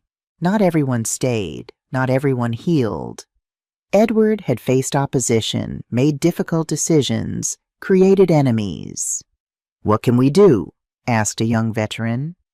Legally, we have options, Calvin said. Cease and desist letters, potential defamation suit, but that might escalate tensions and generate more publicity. And practically speaking, Claire added, we don't have the resources for a prolonged legal battle. The community debated various approaches, direct outreach to Reed, preemptive statements to media, mobilizing supportive former residents to counter the narrative. They settled on a multi-pronged approach, assigning responsibilities to different team members. As the meeting concluded, I had a fuller picture of Lee Ranch. Not a utopia, but a real community with real challenges. Financial constraints, interpersonal conflicts, external threats. All the complexities Edward had navigated for years without my knowledge or support. We wanted you to see this, Olivia said afterward. Not just the finished cabins and successful programs, but the daily work of keeping this place going. The hard decisions Edward had to make, the obstacles he faced. I appreciate that, I told her. It helps me understand better. And it's important you know this before tomorrow, she added. Tomorrow? The mining company representatives will be here. They've requested a meeting with the Lee family and trust administrators. They're not giving up on those mineral rights. That evening, Sarah, Tyler, and I gathered on the porch of the main house, watching the sunset paint the Montana sky in brilliant oranges and reds. Marcus had returned to his hotel, claiming business calls, though I suspected he wanted distance from the emotional pull of the ranch. Did you know about this Reed person? Sarah asked. The one making allegations? Tyler shook his head. Olivia mentioned some former residents caused trouble, but she didn't name names. I've done some digging, Sarah said, her phone in hand. His claims aren't getting much traction beyond a few veterans' forums, but they're troubling. Allegations of financial impropriety could trigger investigations, regardless of merit. Edward kept meticulous records, I reminded her. Calvin showed me the audit trail this afternoon. Everything is documented. Still, Sarah sighed, perception matters. A drawn-out public dispute could damage the ranch's reputation, affect funding opportunities. Another challenge to add to the list, Tyler observed. Money problems, angry ex-residents, mining company pressure. I'm starting to understand why Dad kept this place separate from us. He was protecting us from the complications. Or protecting himself from our judgment, Sarah suggested. Would we have supported his choices? The risks he took? The resources he committed? I considered the question honestly. Probably not. At least I wouldn't have 30 years ago. I wanted to leave this place behind completely. And now? Tyler asked quietly. I gazed out at the thriving community Edward had built, the legacy of our shared tragedy. Now I think I understand what he was trying to do, I said slowly. He couldn't save Lucas, so he tried to save everyone else he could. We sat in contemplative silence as twilight deepened. Finally, Tyler pulled his unopened envelope from his pocket. "Guess I should actually read this," he said with a small smile. He broke the seal and unfolded the pages. As his eyes scanned the contents, his expression shifted from curiosity to wonder. "Well?" Sarah prompted. "It's exactly what I expected, but more detailed," Tyler said. "Dad proposes I develop and lead an equine therapy program for trauma survivors, veterans, children from violent homes, people in recovery." He looked up. "He's arranged for me to get proper certification. There's a training program in Wyoming that specializes in this work. He's already paid for it."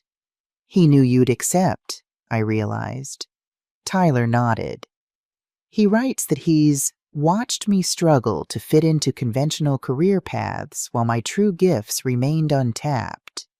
Says my sensitivity, the very quality that made recovering from Lucas's death so difficult, is actually my strength when properly channeled." I saw tears in Tyler's eyes as he continued reading aloud. "You were just 7 when we lost Lucas, too young to understand but old enough to absorb the pain that saturated our home. While Marcus armored himself with achievement and Sarah with intellectual precision, you remained open, vulnerable, and thus most deeply wounded. I've watched you search for purpose, for connection, cycling through jobs and relationships, seeking something you couldn't name. I believe you'll find it here, with these damaged souls who need exactly what you offer: patience, intuition, and profound empathy. The horses respond to you because you approach them without ego or agenda. People in pain need that same quality. They need someone who doesn't try to fix them, but simply stands beside them in their brokenness until they find their own way toward healing. This is not an obligation, but an invitation to become who you were always meant to be, not despite your wounds, but because of them." Tyler folded the letter carefully. "He saw me," he said simply. "The real me." Sarah reached for his hand. "I think he saw all of us more clearly than we saw ourselves." She opened her own proposal again, studying it thoughtfully. "This legal clinic he's suggesting, it's actually what I dreamed of doing in law school, before the lure of corporate success took over." She looked up at me. "Did you know I originally wanted to practice public interest law, helping people who couldn't afford representation?" I shook my head. "You never mentioned it." "I thought Dad was disappointed when I chose corporate law. He never said anything, but..." She trailed off. "Turns out he knew all along what would truly fulfill me." "Edward noticed everything," I said, "even when he seemed distracted or distant." A motorcycle roared up the driveway, Marcus returning from town. He climbed the porch steps, his expression guarded. "The mining company representatives called me," he announced without preamble. "They've sweetened the offer. $30 million now, with $5 million additional allocated for relocating current residents to suitable alternative housing." "They're getting desperate," Sarah observed. "Or they know something we don't about what's under this land," Marcus countered. "Either way, it's a lot of money to walk away from." "For what?" Tyler asked sharply. "So they can strip mine the place where our brother died? Destroy the community Dad built? Turn his legacy into an open pit?" Marcus ran a hand through his hair in frustration. "It's not that simple, Tyler. Think of the good we could do with that money. Set up scholarships in Lucas's name, fund veterans organizations nationwide, help thousands instead of dozens." "It's not just about numbers," I said quietly. "It's about depth versus breadth. Edward chose to make a profound difference in fewer lives rather than a superficial difference in many." "And what about our lives, Mom?" Marcus pressed. What about my children's college funds? Sarah's mortgage, your retirement security? Dad made unilateral decisions that affected all of us without consulting any of us. The accusation hung in the air, undeniable in its truth. Edward had acted alone, keeping secrets that impacted his entire family. You're right, I acknowledged. What he did wasn't fair to us. But the question now is what's fair to do in response. These people have built lives here based on Edward's promises. Do we honor those promises, or do we prioritize our own interests? Why does it have to be either or? Sarah interjected, her legal mind seeking compromise.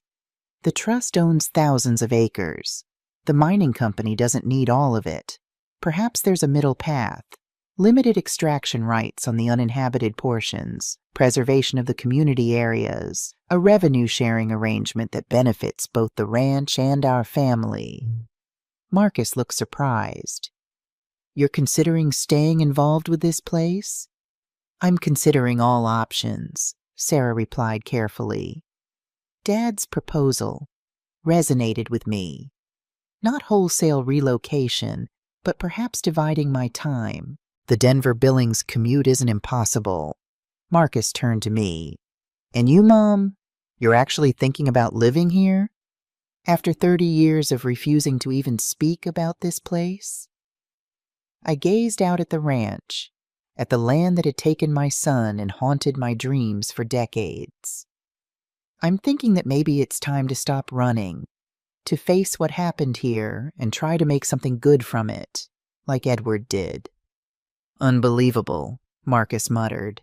He paced the porch, struggling with emotions he rarely allowed himself to show. So I'm the only one not falling for Dad's posthumous guilt trip? The only one thinking practically about our family's future? Or maybe, Tyler suggested gently, you're the only one still keeping the walls up that we all built after Lucas died. The walls Dad spent 30 years trying to break through. Marcus stopped pacing, his expression vulnerable for a split second before hardening again. I need time to think, he said. Tomorrow's meeting with the mining company. I'll be there, but I'm not making any decisions tonight. As he disappeared into the house, Sarah squeezed my hand. He'll come around. It's just harder for him. He was old enough to fully understand when Lucas died, old enough to step into the man-of-the-house role when Dad fell apart. He's had the longest to entrench his coping mechanisms. And he has the most to lose by changing course now, Tyler added. His whole identity is built around being the successful one, the responsible one. I nodded, understanding my eldest son's struggle. Edward knew this would be hardest for Marcus. His proposal acknowledged that, offered partnership rather than charity, investment opportunity rather than emotional appeal. Give him space, Sarah advised. Let him process in his own way. As night fell completely, Eleanor appeared in the doorway. Dinner's ready if you're hungry. Nothing formal tonight, just soup and bread in the kitchen. We followed her inside, joining a small group of residents gathered around the kitchen table. Eleanor and Jackson, Olivia, Calvin, and a few others I'd met during the day. The conversation flowed easily, touching on ranch projects, community news, and childhood stories about Lucas that Jackson had clearly heard from Edward. For the first time, I found myself sharing memories of my son without the crushing weight of grief. His love of yellow, his terrible jokes, his habit of collecting injured creatures and nursing them back to health. He sounds like he belonged here, Eleanor observed. He did, I realized. This place, with all its challenges and imperfections, embodies who Lucas was becoming. Compassionate, protective, determined to help those in need. I looked around the table. I see him in all of you, in what you've built together. Later, as I prepared for bed in Edward's quarters, I opened the box of letters again, selecting one at random from the middle years. The date marked the 15th anniversary of Lucas's death.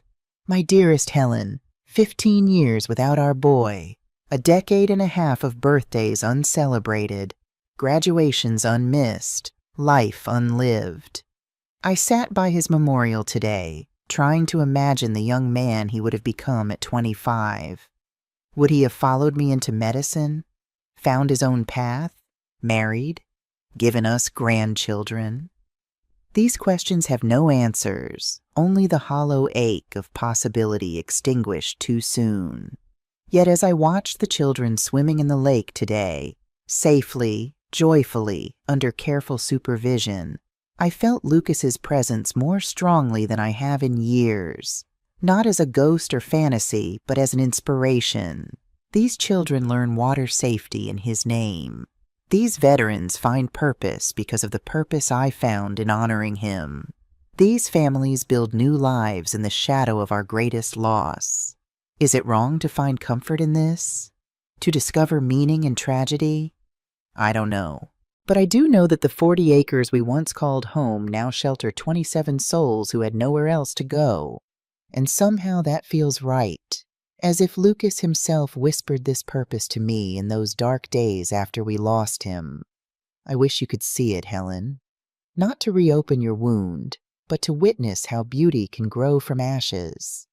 How our son's brief life continues to ripple outward, touching lives he never knew. Perhaps someday. With eternal love, Edward. I closed the letter, Edward's words resonating through me. For 30 years I had preserved Lucas in memory, keeping his room untouched, his possessions pristine, his name sacred and rarely spoken. I had enshrined my grief, treating it as the only acceptable tribute to my lost child. Meanwhile, Edward had transformed his grief into action, creating living memorials that grew and evolved, touching countless lives. Which of us had truly honored our son's memory? Morning arrived with a flurry of activity. Residents preparing for the mining company's visit, Calvin reviewing legal documents, Olivia organizing the community center where the meeting would be held. I found Marcus in Edward's office, examining financial statements with an investor's critical eye. The trust's financial position is more precarious than they're admitting, he said without looking up. Edward's $3 million is nearly depleted after last year's capital improvements. Operating costs exceed sustainable income by about 20% annually. Good morning to you too, I said mildly, setting a cup of coffee beside him.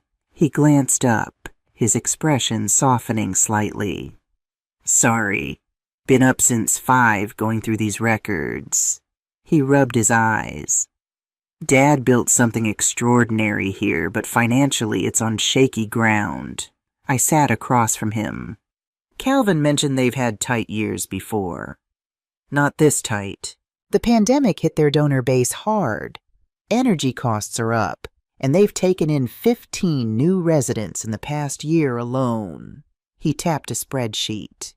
At current burn rates, they have maybe 18 months before they're in real trouble. Is that why you're looking so intently at the mining offer? Marcus leaned back, sighing. Partly. $30 million would solve a lot of problems, both for the residents and for us. But it's more than that. He hesitated. I've been doing some research on Daniel Reed, the former resident making accusations. And his claims aren't entirely without merit. The trust's structure gives administrators broad discretion in allocating funds.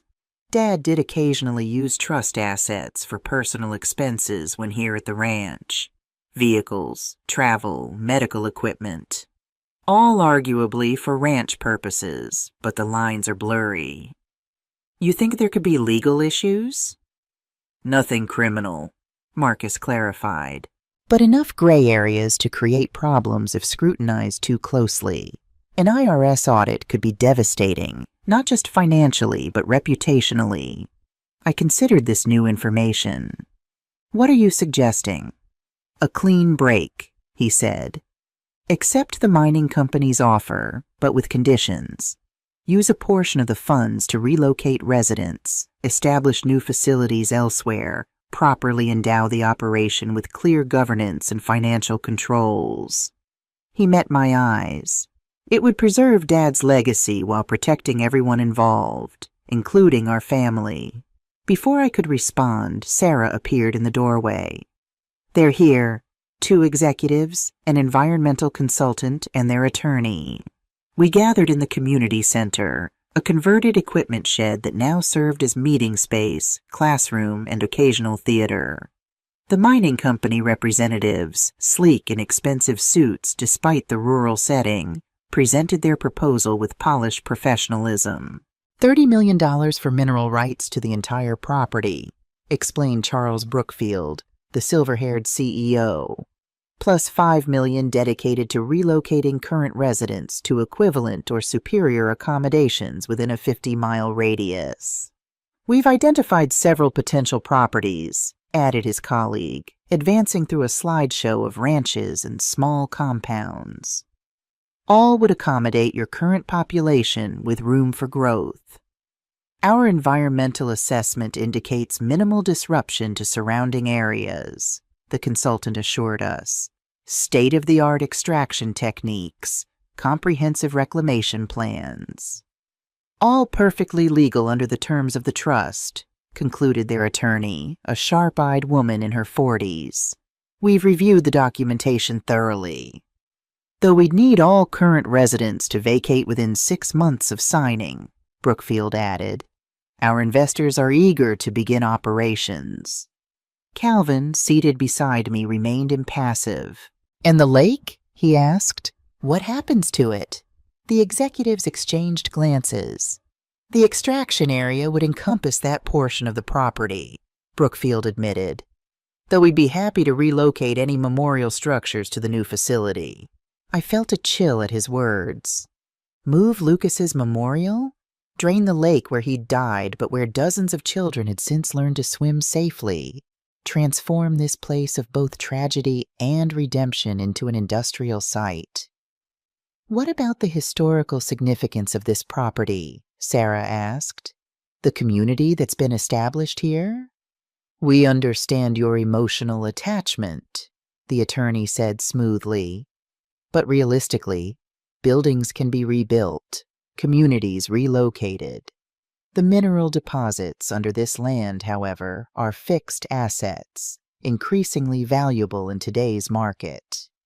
$35 million is a phenomenal offer, Brookfield emphasized. Nearly triple the property's assessed value. It would secure the financial future of your charitable endeavor for generations. The way he said charitable endeavor, slightly dismissive, made clear his view of Lee Ranch's worth compared to the resources beneath it. We'd like time to discuss privately, Marcus said, ever the businessman. Could you give us an hour? Of course, Brookfield agreed, gathering his materials. We'll wait at our hotel in town. Call when you're ready to proceed. After they left, the room erupted in concerned conversation. Ranch residents who had observed the presentation voiced fears about relocation, community disruption, the loss of the home they'd built. Calvin raised concerns about the feasibility of finding equivalent property in the region. Olivia questioned the environmental impact, despite the company's reassurances. Marcus quieted the room.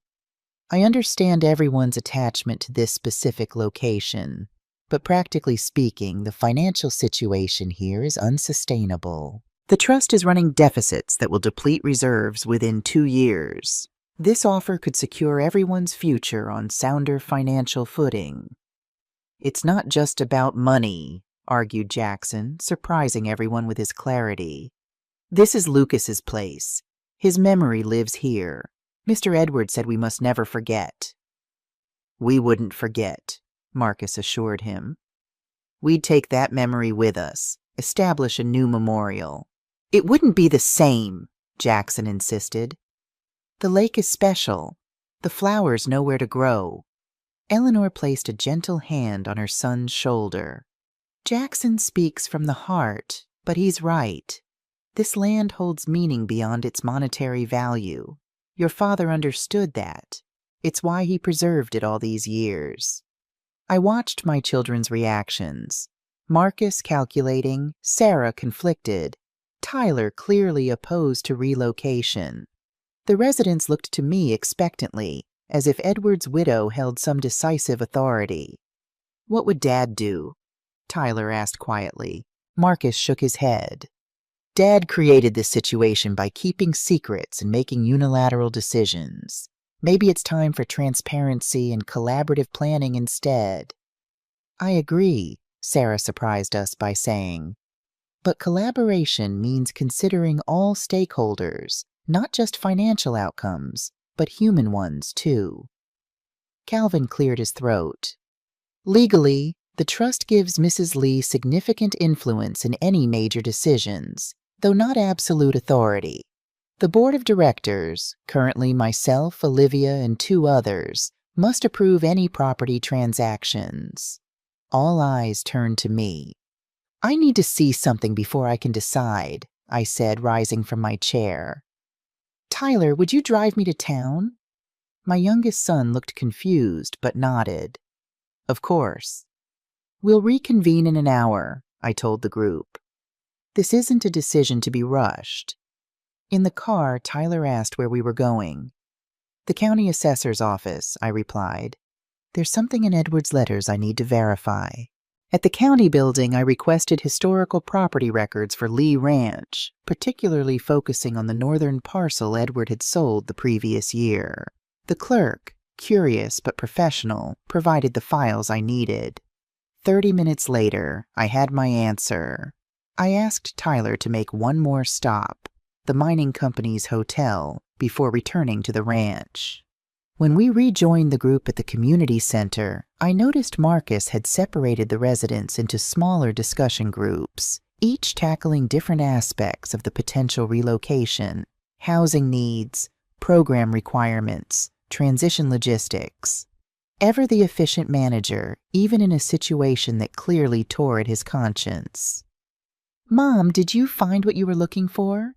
Sarah asked as I entered. "Yes," I said, "Sid.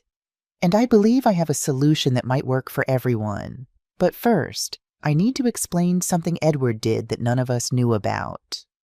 The room quieted as I took center stage. "Last year, Edward sold the northern parcel of our property for $3 million to fund improvements here at the ranch. What none of you know, what he didn't record in any of his letters or journals, is that he included a specific clause in that sale agreement." I held up the document I'd retrieved from the county records. "Edward retained first right of refusal on any subsequent sale of that parcel. When I checked with the mining company just now, I confirmed what I suspected. The northern parcel they purchased last year contains most of the mineral deposits they're interested in." Murmurs rippled through the room as understanding dawned. "They didn't tell us they already owned part of the property," Sarah realized. "They're trying to consolidate their holdings." "Exactly," I said. "And according to their own geological surveys, which they reluctantly showed me, the deposits extend primarily northward, away from the ranch core, away from the lake and memorial, away from most of the buildings and facilities that make up this community." Marcus looked intrigued despite himself. "So you're suggesting—" "A counteroffer," I said firmly. "We sell them additional acreage to the north and east, uninhabited areas that would give them access to most of the deposits, but retain the central ranch, including the lake, memorial, and all current housing and facilities. We use the proceeds to create a proper endowment that ensures financial stability for the ranch long term." "The mining company won't be happy with partial access," Marcus pointed out. "No, but they want these deposits badly enough to compromise," I countered. "And they know we now understand they've been less than forthcoming about their existing ownership stake. It strengthens our negotiating position considerably." Calvin was already reviewing the property maps. "This could work. If we retain about 800 acres around the core facilities and sell the remaining 2,200 acres, We'd have a buffer zone while still giving them access to roughly 70% of the mineral deposits. We could stipulate strict environmental protections for the watershed, added Sarah, professional instincts engaged. Ensure no contamination reaches the lake or groundwater. And use the proceeds to create an actual endowment, Marcus said, running calculations on his tablet. Properly invested, even $15 million could generate enough annual income to close the operating deficit while building reserves for future needs. As the discussion evolved, I watched my children transform before my eyes. Sarah's legal mind crafting protective covenants, Marcus's financial acumen structuring a sustainable economic model, Tyler's empathy ensuring resident concerns were addressed, each applying their unique strengths to protect Edward's legacy while adapting it to new realities. When Brookfield and his team returned, they were visibly shocked by our counterproposal. After initial resistance and some hard negotiation, during which Marcus proved himself every bit the formidable businessman I'd known he was, we reached an agreement in principle, $18 million for the non-core acreage, with comprehensive environmental protections, a phased extraction timeline, and a small percentage of ongoing royalties directed to the trust. Not the outcome we anticipated, Brookfield admitted as they prepared to leave, but workable. Our board will need to approve, of course. As will ours, Calvin replied with professional courtesy. After the mining executives departed, the mood at the ranch was cautiously optimistic. We hadn't sold out Edward's vision, nor had we rejected pragmatic concerns. We'd found a middle path that honored both. As residents dispersed to their evening routines, my 3 children and I walked down to Lucas's memorial by the lake. The setting sun cast long shadows across the water, turning it to molten gold. "How did you know about that first right of refusal clause?" Marcus asked. "It wasn't in any of the documents I reviewed." "It wasn't in Edward's letters either," I admitted. "But I remembered something he wrote about always having a backup plan. Always creating safety nets that others might not see." It made me wonder if he'd anticipated this very situation. "Dad playing chess while everyone else played checkers," Tyler said with a smile. "He wasn't perfect," Sarah observed, "but he was brilliant in his own way. He was preparing us," I realized, the thought crystallizing as I spoke it. All those letters, the videos, the legacy proposals, they weren't just explanations of the past. They were his way of equipping us for exactly this moment, when his creation would face its first real threat without him. Marcus gazed out at the lake, his expression softening. He knew we'd find a way through together, using all our different strengths. He glanced at his siblings. Maybe that's what he wanted all along. Not for each of us to take up residence here necessarily, but for us to heal as a family by protecting what he built. As twilight deepened, Jackson appeared with his nightly flowers for the memorial, carefully arranging yellow daisies around Lucas's plaque. He hummed softly as he worked, a contented guardian of memory. "What do you think Lucas would make of all this?" Tyler wondered aloud. I closed my eyes, allowing myself to truly imagine my firstborn as he might have been, grown now, perhaps with children of his own. "I think he would be proud," I said. Proud that his father created something beautiful from tragedy. Proud that his siblings came together to protect it. Proud that strangers found home in his name. Jackson looked up, his expression serious. "Lucas is happy now," he said with absolute certainty. "Mr. Edward told me they talk sometimes when the stars are bright. They're both watching over us." In the simple faith of this man whom Edward had rescued from homelessness, I found unexpected comfort, not because I believed in supernatural communication, but because I recognized the essential truth behind his words. Those we love continue to influence us long after they're gone. Lucas lived on in this community, Edward lived on in his letters, his plans, his vision, and now it was our turn to carry that legacy forward, not exactly as Edward had envisioned, perhaps, but in a way that honored the heart of what he'd created while adapting to new realities. "So what happens next?" Sarah asked as stars began appearing overhead. "That," I said, "is up to each of us to decide." A week passed at Lee Ranch, the longest I'd stayed in Montana since Lucas's death. Each day brought new revelations as I immersed myself in Edward's hidden world. I read his letters chronologically, a dozen each evening, watching through his words as the community evolved from one homeless veteran to the thriving sanctuary it had become. I toured every facility with Olivia. The schoolhouse where children who'd struggled in traditional education thrived under individualized attention. The workshop where veterans crafted furniture that generated income for the ranch. The medical clinic staffed by volunteer doctors from Billings. And the therapeutic riding center where traumatized children connected with rescued horses.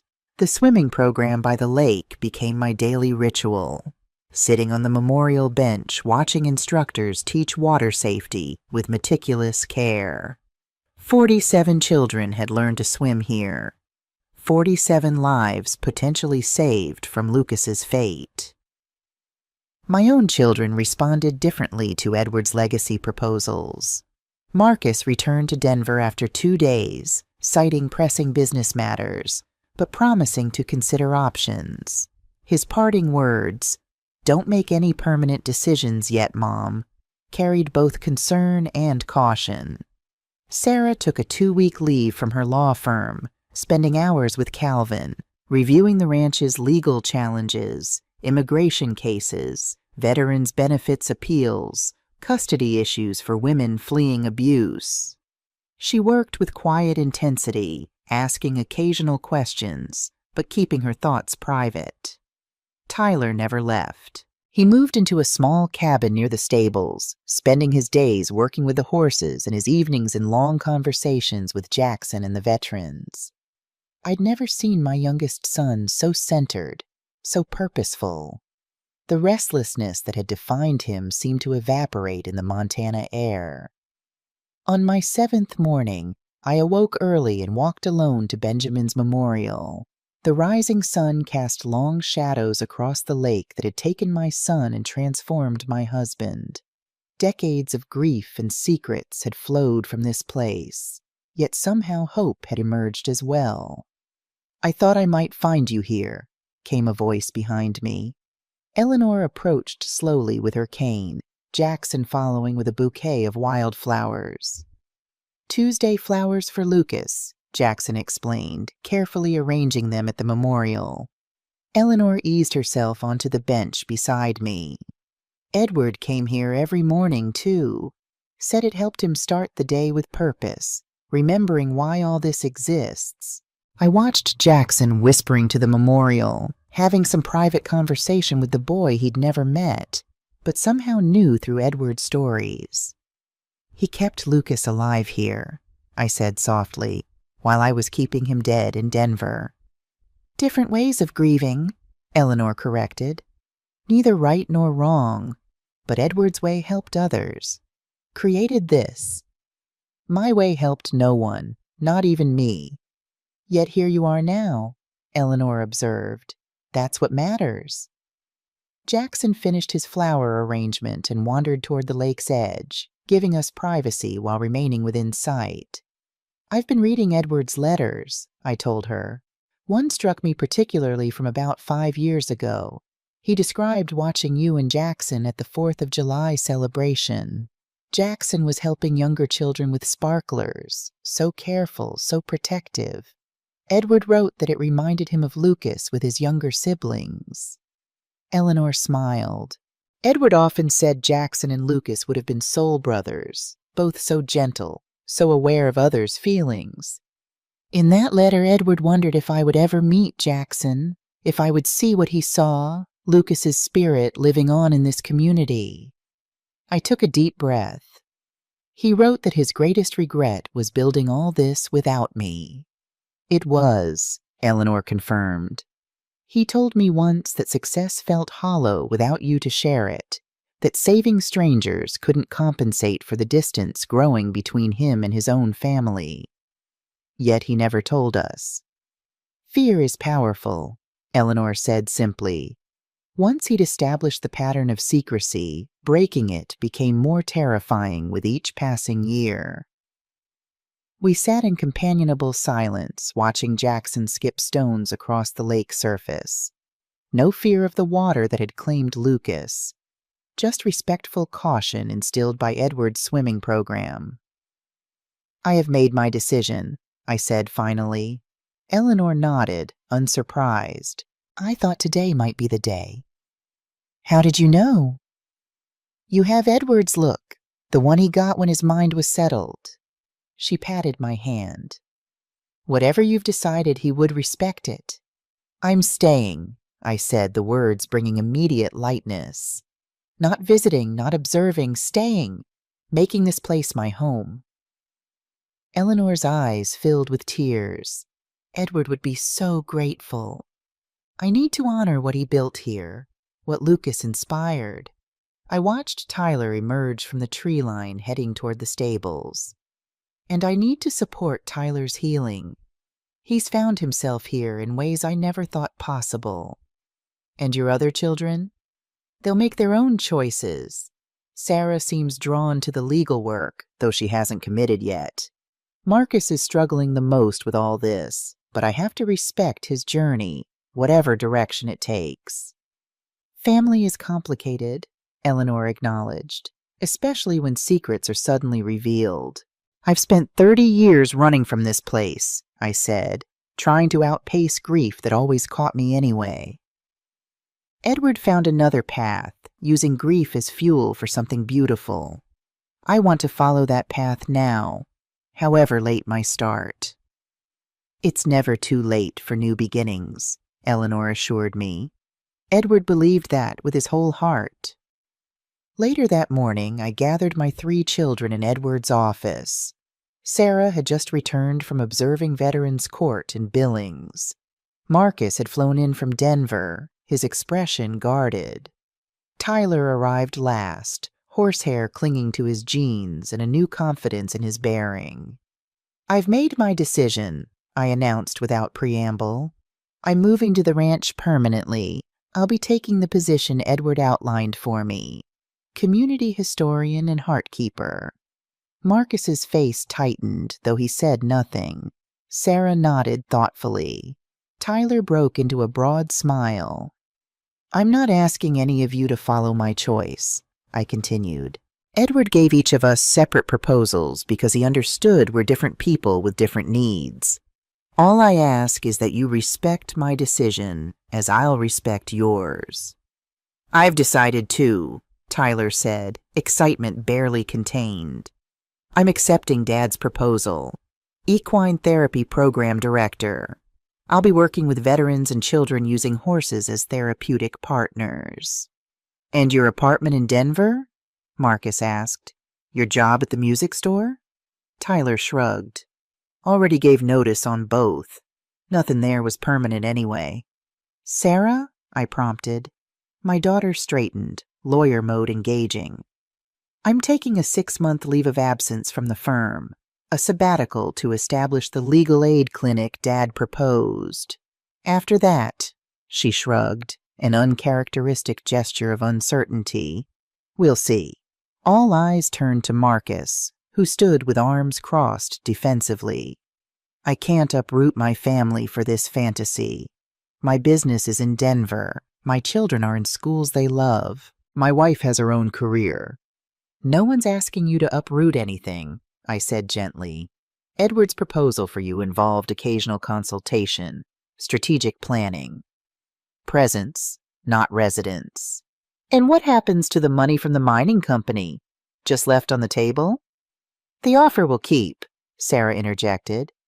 And there are other options for responsible resource development that wouldn't destroy the community. I've been researching alternatives this week. Marcus looked around at our faces. His mother and siblings united in a vision he couldn't yet share. I need time, he finally said. "This is all happening too fast." "Take all the time you need," I assured him. "This place isn't going anywhere. Neither are we."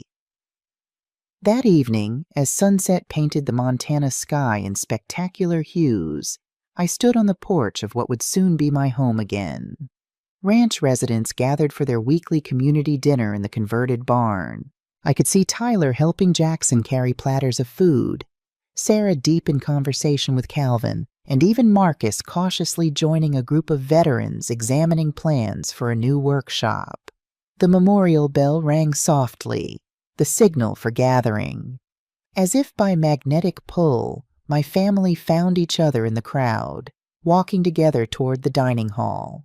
Not perfect, not completely healed, but moving in the same direction for the first time since Lucas's death. Behind us, the lake gleamed golden in the setting sun, no longer just the place that took my son, but the place where his legacy lived on in every child who learned to swim, every veteran who found purpose, every family given shelter. Edward had been right all along. The only way past grief was through it, not around it, as I'd tried for 30 years, but straight through its heart to find meaning on the other side. 1 month into my new life at Lee Ranch, I woke to the sound of hammering. Outside my window, a construction crew, mostly ranch residents with a few professionals from town, was working on the foundation for Tyler's Equine Therapy Center. The project, funded partly by the mining deal proceeds, was the first of several improvements planned to expand the ranch's services. Sarah was due to return to Denver today after her initial 2-week stay had stretched to 4. She'd established the framework for the legal clinic, secured partnerships with law schools for student clinics, and created a referral network with social service agencies. She promised to return monthly and continue her work remotely between visits. Marcus remained the most distant, though not entirely absent. He'd made 3 weekend trips to the ranch, each time with his financial advisor's hat firmly in place. Reviewing budgets, suggesting investments, strengthening financial controls. He engaged with the ranch as a project, not a home, maintaining emotional distance even as he contributed his expertise. His wife Diane and their children had yet to visit, a boundary I respected but hoped would eventually soften. I'd settled into my role with unexpected ease. 3 mornings a week, I taught history classes to the ranch's school-age residents and adult learners pursuing GEDs. I'd begun recording oral histories from the veterans and longtime residents, creating an archive of the community's evolution. The rest of my time was spent helping wherever needed, from the greenhouse to the kitchen to the never-ending administrative tasks that kept the ranch functioning. Today was special, though. I'd finally gathered the courage to do what I'd been avoiding since my return. With Eleanor's help, I was sorting through Lucas's things, the boxes Edward had carefully packed and stored in the farmhouse attic after our hasty departure 30 years ago. "You don't have to do this all at once," Eleanor said gently as we opened the first dusty carton. "I know," I replied, lifting out a faded yellow t-shirt. "But it's time. These things shouldn't be hidden away anymore." We worked in companionable silence, unpacking toys, books, clothes, the artifacts of a 10-year-old boy's interrupted life. Each item triggered memories, some painful, others surprisingly sweet. Lucas's baseball mitt, still bearing the oil stain where Edward had conditioned the leather. A collection of polished rocks Lucas had gathered from the creek. His favorite stuffed dog, threadbare from years of being clutched in sleep. "What will you do with everything?" Eleanor asked as the piles grew around us. "Share it," I said, surprising myself with the certainty in my voice. "The books will go to the schoolhouse library, the clothes to families who need them, the toys to children here." I held up a dinosaur figurine. Lucas would have hated knowing his things were gathering dust when they could bring joy to others. Eleanor nodded approvingly. "Edward would be so proud of you, Helen." I should have done this years ago, I admitted, instead of sealing his room like a mausoleum. We heal in our own time, Eleanor said. You weren't ready then. You are now. At the bottom of the final box, I found something unexpected, a child's drawing in a simple frame. Lucas had created it just weeks before his death. A stick figure family standing before a house with a distinctive red barn, a blue lake in the background. Across the top, in careful childish printing, my home. Tears blurred my vision. I'd forgotten this, I whispered. It hung in our kitchen in Denver until I couldn't bear to look at it anymore. Edward must have saved it when I asked him to put it away. It belongs somewhere people can see it, Eleanor suggested. Perhaps in the dining hall? I nodded, unable to speak. Lucas's simple drawing captured everything. The home he'd loved, the family he'd cherished, the place that would eventually become his lasting legacy. A knock at the attic door interrupted our contemplation. Sarah stood in the doorway, dressed for travel, her briefcase in hand. "Mom," she called. "My flight's in 3 hours. I need to head to the airport." "Coming," I replied, carefully setting the drawing aside. "Just finishing up here." Sarah's eyes swept over the organized piles, understanding immediately what I'd been doing. "Lucas's things?" I nodded. Time to let them breathe again, be useful to others. Sarah stepped into the room, kneeling beside a stack of books. She picked up a battered copy of Where the Wild Things Are. "I remember him making Dad read this every night for a month," she said softly. "Dad would do all the monster voices." "You remember that?" I was surprised. Sarah had been only 8 when Lucas died. "I remember more than you think," she replied. Lucas teaching me to catch frogs, Lucas defending me when Marcus teased me, Lucas sneaking me cookies after bedtime. I reached for her hand. "I didn't realize. We never talked about him. After." "None of us did," Sarah acknowledged. "It was like he became a ghost we all saw but never mentioned." She replaced the book carefully. "That's what's different here. His memory isn't hidden away. It's woven into everything." Eleanor discreetly excused herself, leaving us alone among the treasures of Lucas's brief life. "Your flight," I reminded Sarah gently. "I've been thinking," she said, still looking at the books. "This 6-month sabbatical, I'm not sure I want to go back afterward." My heart leapt, but I kept my expression neutral. "What are you considering?" "Nathan and I have been talking. His environmental law practice could easily relocate to Billings. The kids are young enough that changing schools wouldn't be traumatic." She looked up at me. "And the work here, Mom, it's what I went to law school for in the first place, before I got seduced by corner offices and corporate clients." "You'd move to Montana?" I asked carefully. "Not to the ranch, at least not right away, but Billings is only an hour away. We could get a place there, spend weekends here." She smiled wryly. "Nathan's already researching property values. Says it's a lot more house for a lot less money than Denver." "What about Marcus? Have you told him?" Sarah sighed. "Not yet. He's already feeling outnumbered. I don't want him to think we're ganging up on him." "He'll come around," I assured her, though with less certainty than I'd like. "In his own way, in his own time." "I hope so," Sarah said, rising to her feet. "Because I think Dad was right about all of us. This place has something we each need, even Marcus, though he's fighting it hardest." She checked her watch. "I really do have to go now." I stood, brushing dust from my jeans, and followed her downstairs. Outside, Tyler and Jackson were waiting to say goodbye, Jackson clutching a farewell card he'd made himself. As Sarah hugged her brother, I noticed Marcus's SUV pulling into the yard. He wasn't expected until the weekend. "What's he doing here?" Tyler wondered aloud.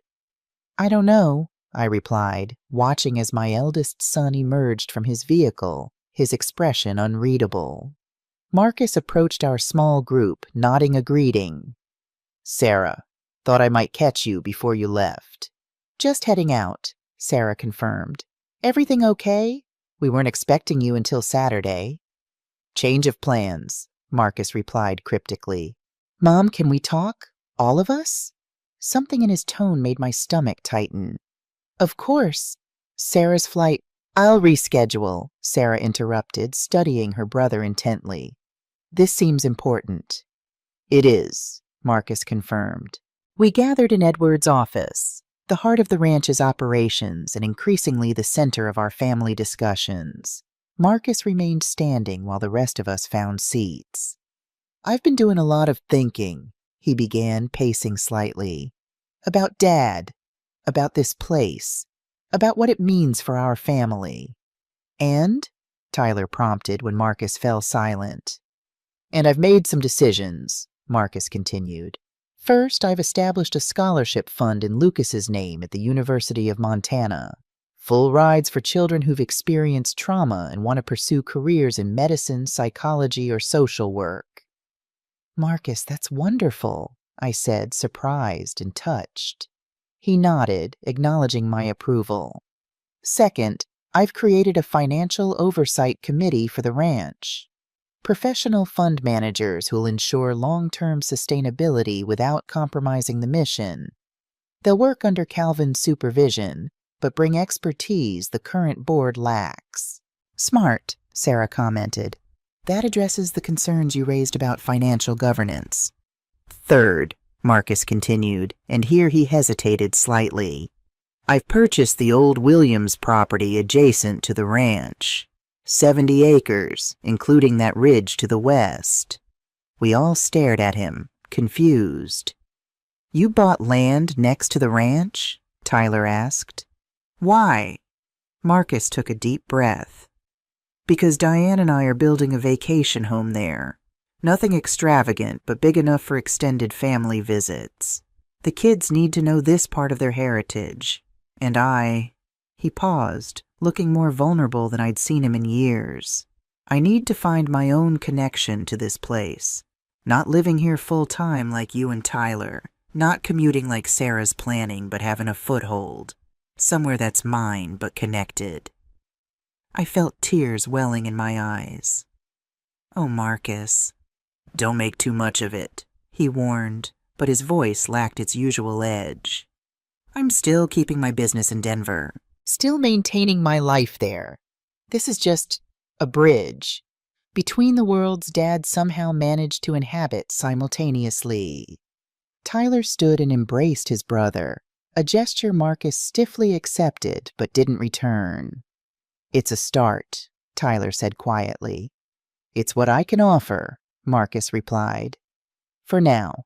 Sarah smiled knowingly. And once Diane experiences Montana summers and the kids discover ranch life. One step at a time, Marcus cautioned, but a ghost of a smile played at his lips. Let's not get ahead of ourselves. I studied my eldest son, the child who'd shouldered so much responsibility after Lucas's death, who'd armored himself with success and control. This was a monumental concession from him, an admission that perhaps Edward's vision had merit after all. Not a full surrender, but an olive branch, a willingness to explore reconciliation on his own terms. Edward would be so pleased, I said softly. Marcus's expression softened. Maybe. Or maybe he'd say I'm still being too cautious, too calculating. He shrugged. Either way, it's the best I can do right now. It's perfect, I assured him. Exactly what this family needs, a way forward that honors everyone's boundaries and needs. Outside, the construction crew continued their work on the Equine Therapy Center. Inside, in this room where Edward had planned and dreamed and written his unsent letters, another piece of healing fell into place. Not complete restoration, that would take more time, but a significant step toward wholeness. We were becoming, if not the family we'd been before Lucas's death, then a new configuration built around his memory and his father's vision. Different, but no less connected. Wounded, but healing. Separate paths, but a shared destination. So, Marcus said, breaking the emotional tension with his characteristic practicality, now that I've invested in this place, someone better show me these horses Tyler keeps talking about. I want to see what all the fuss is about. Tyler laughed. Jackson will be thrilled to give you the grand tour. Fair warning, you might end up on horseback before the day's out. Unlikely, Marcus replied dryly, but I suppose stranger things have happened. As we filed out of the office, I lingered behind, my gaze falling on the photograph of Lucas that had always occupied a place of honor on Edward's desk. For so long that image had brought only pain, a reminder of what was lost, what could never be recovered. Now, surrounded by evidence of what his brief life had inspired, I felt something different. Not just grief, but gratitude. Not just loss, but legacy. We found our way home, Lucas, I whispered, touching his smiling face. All of us, finally.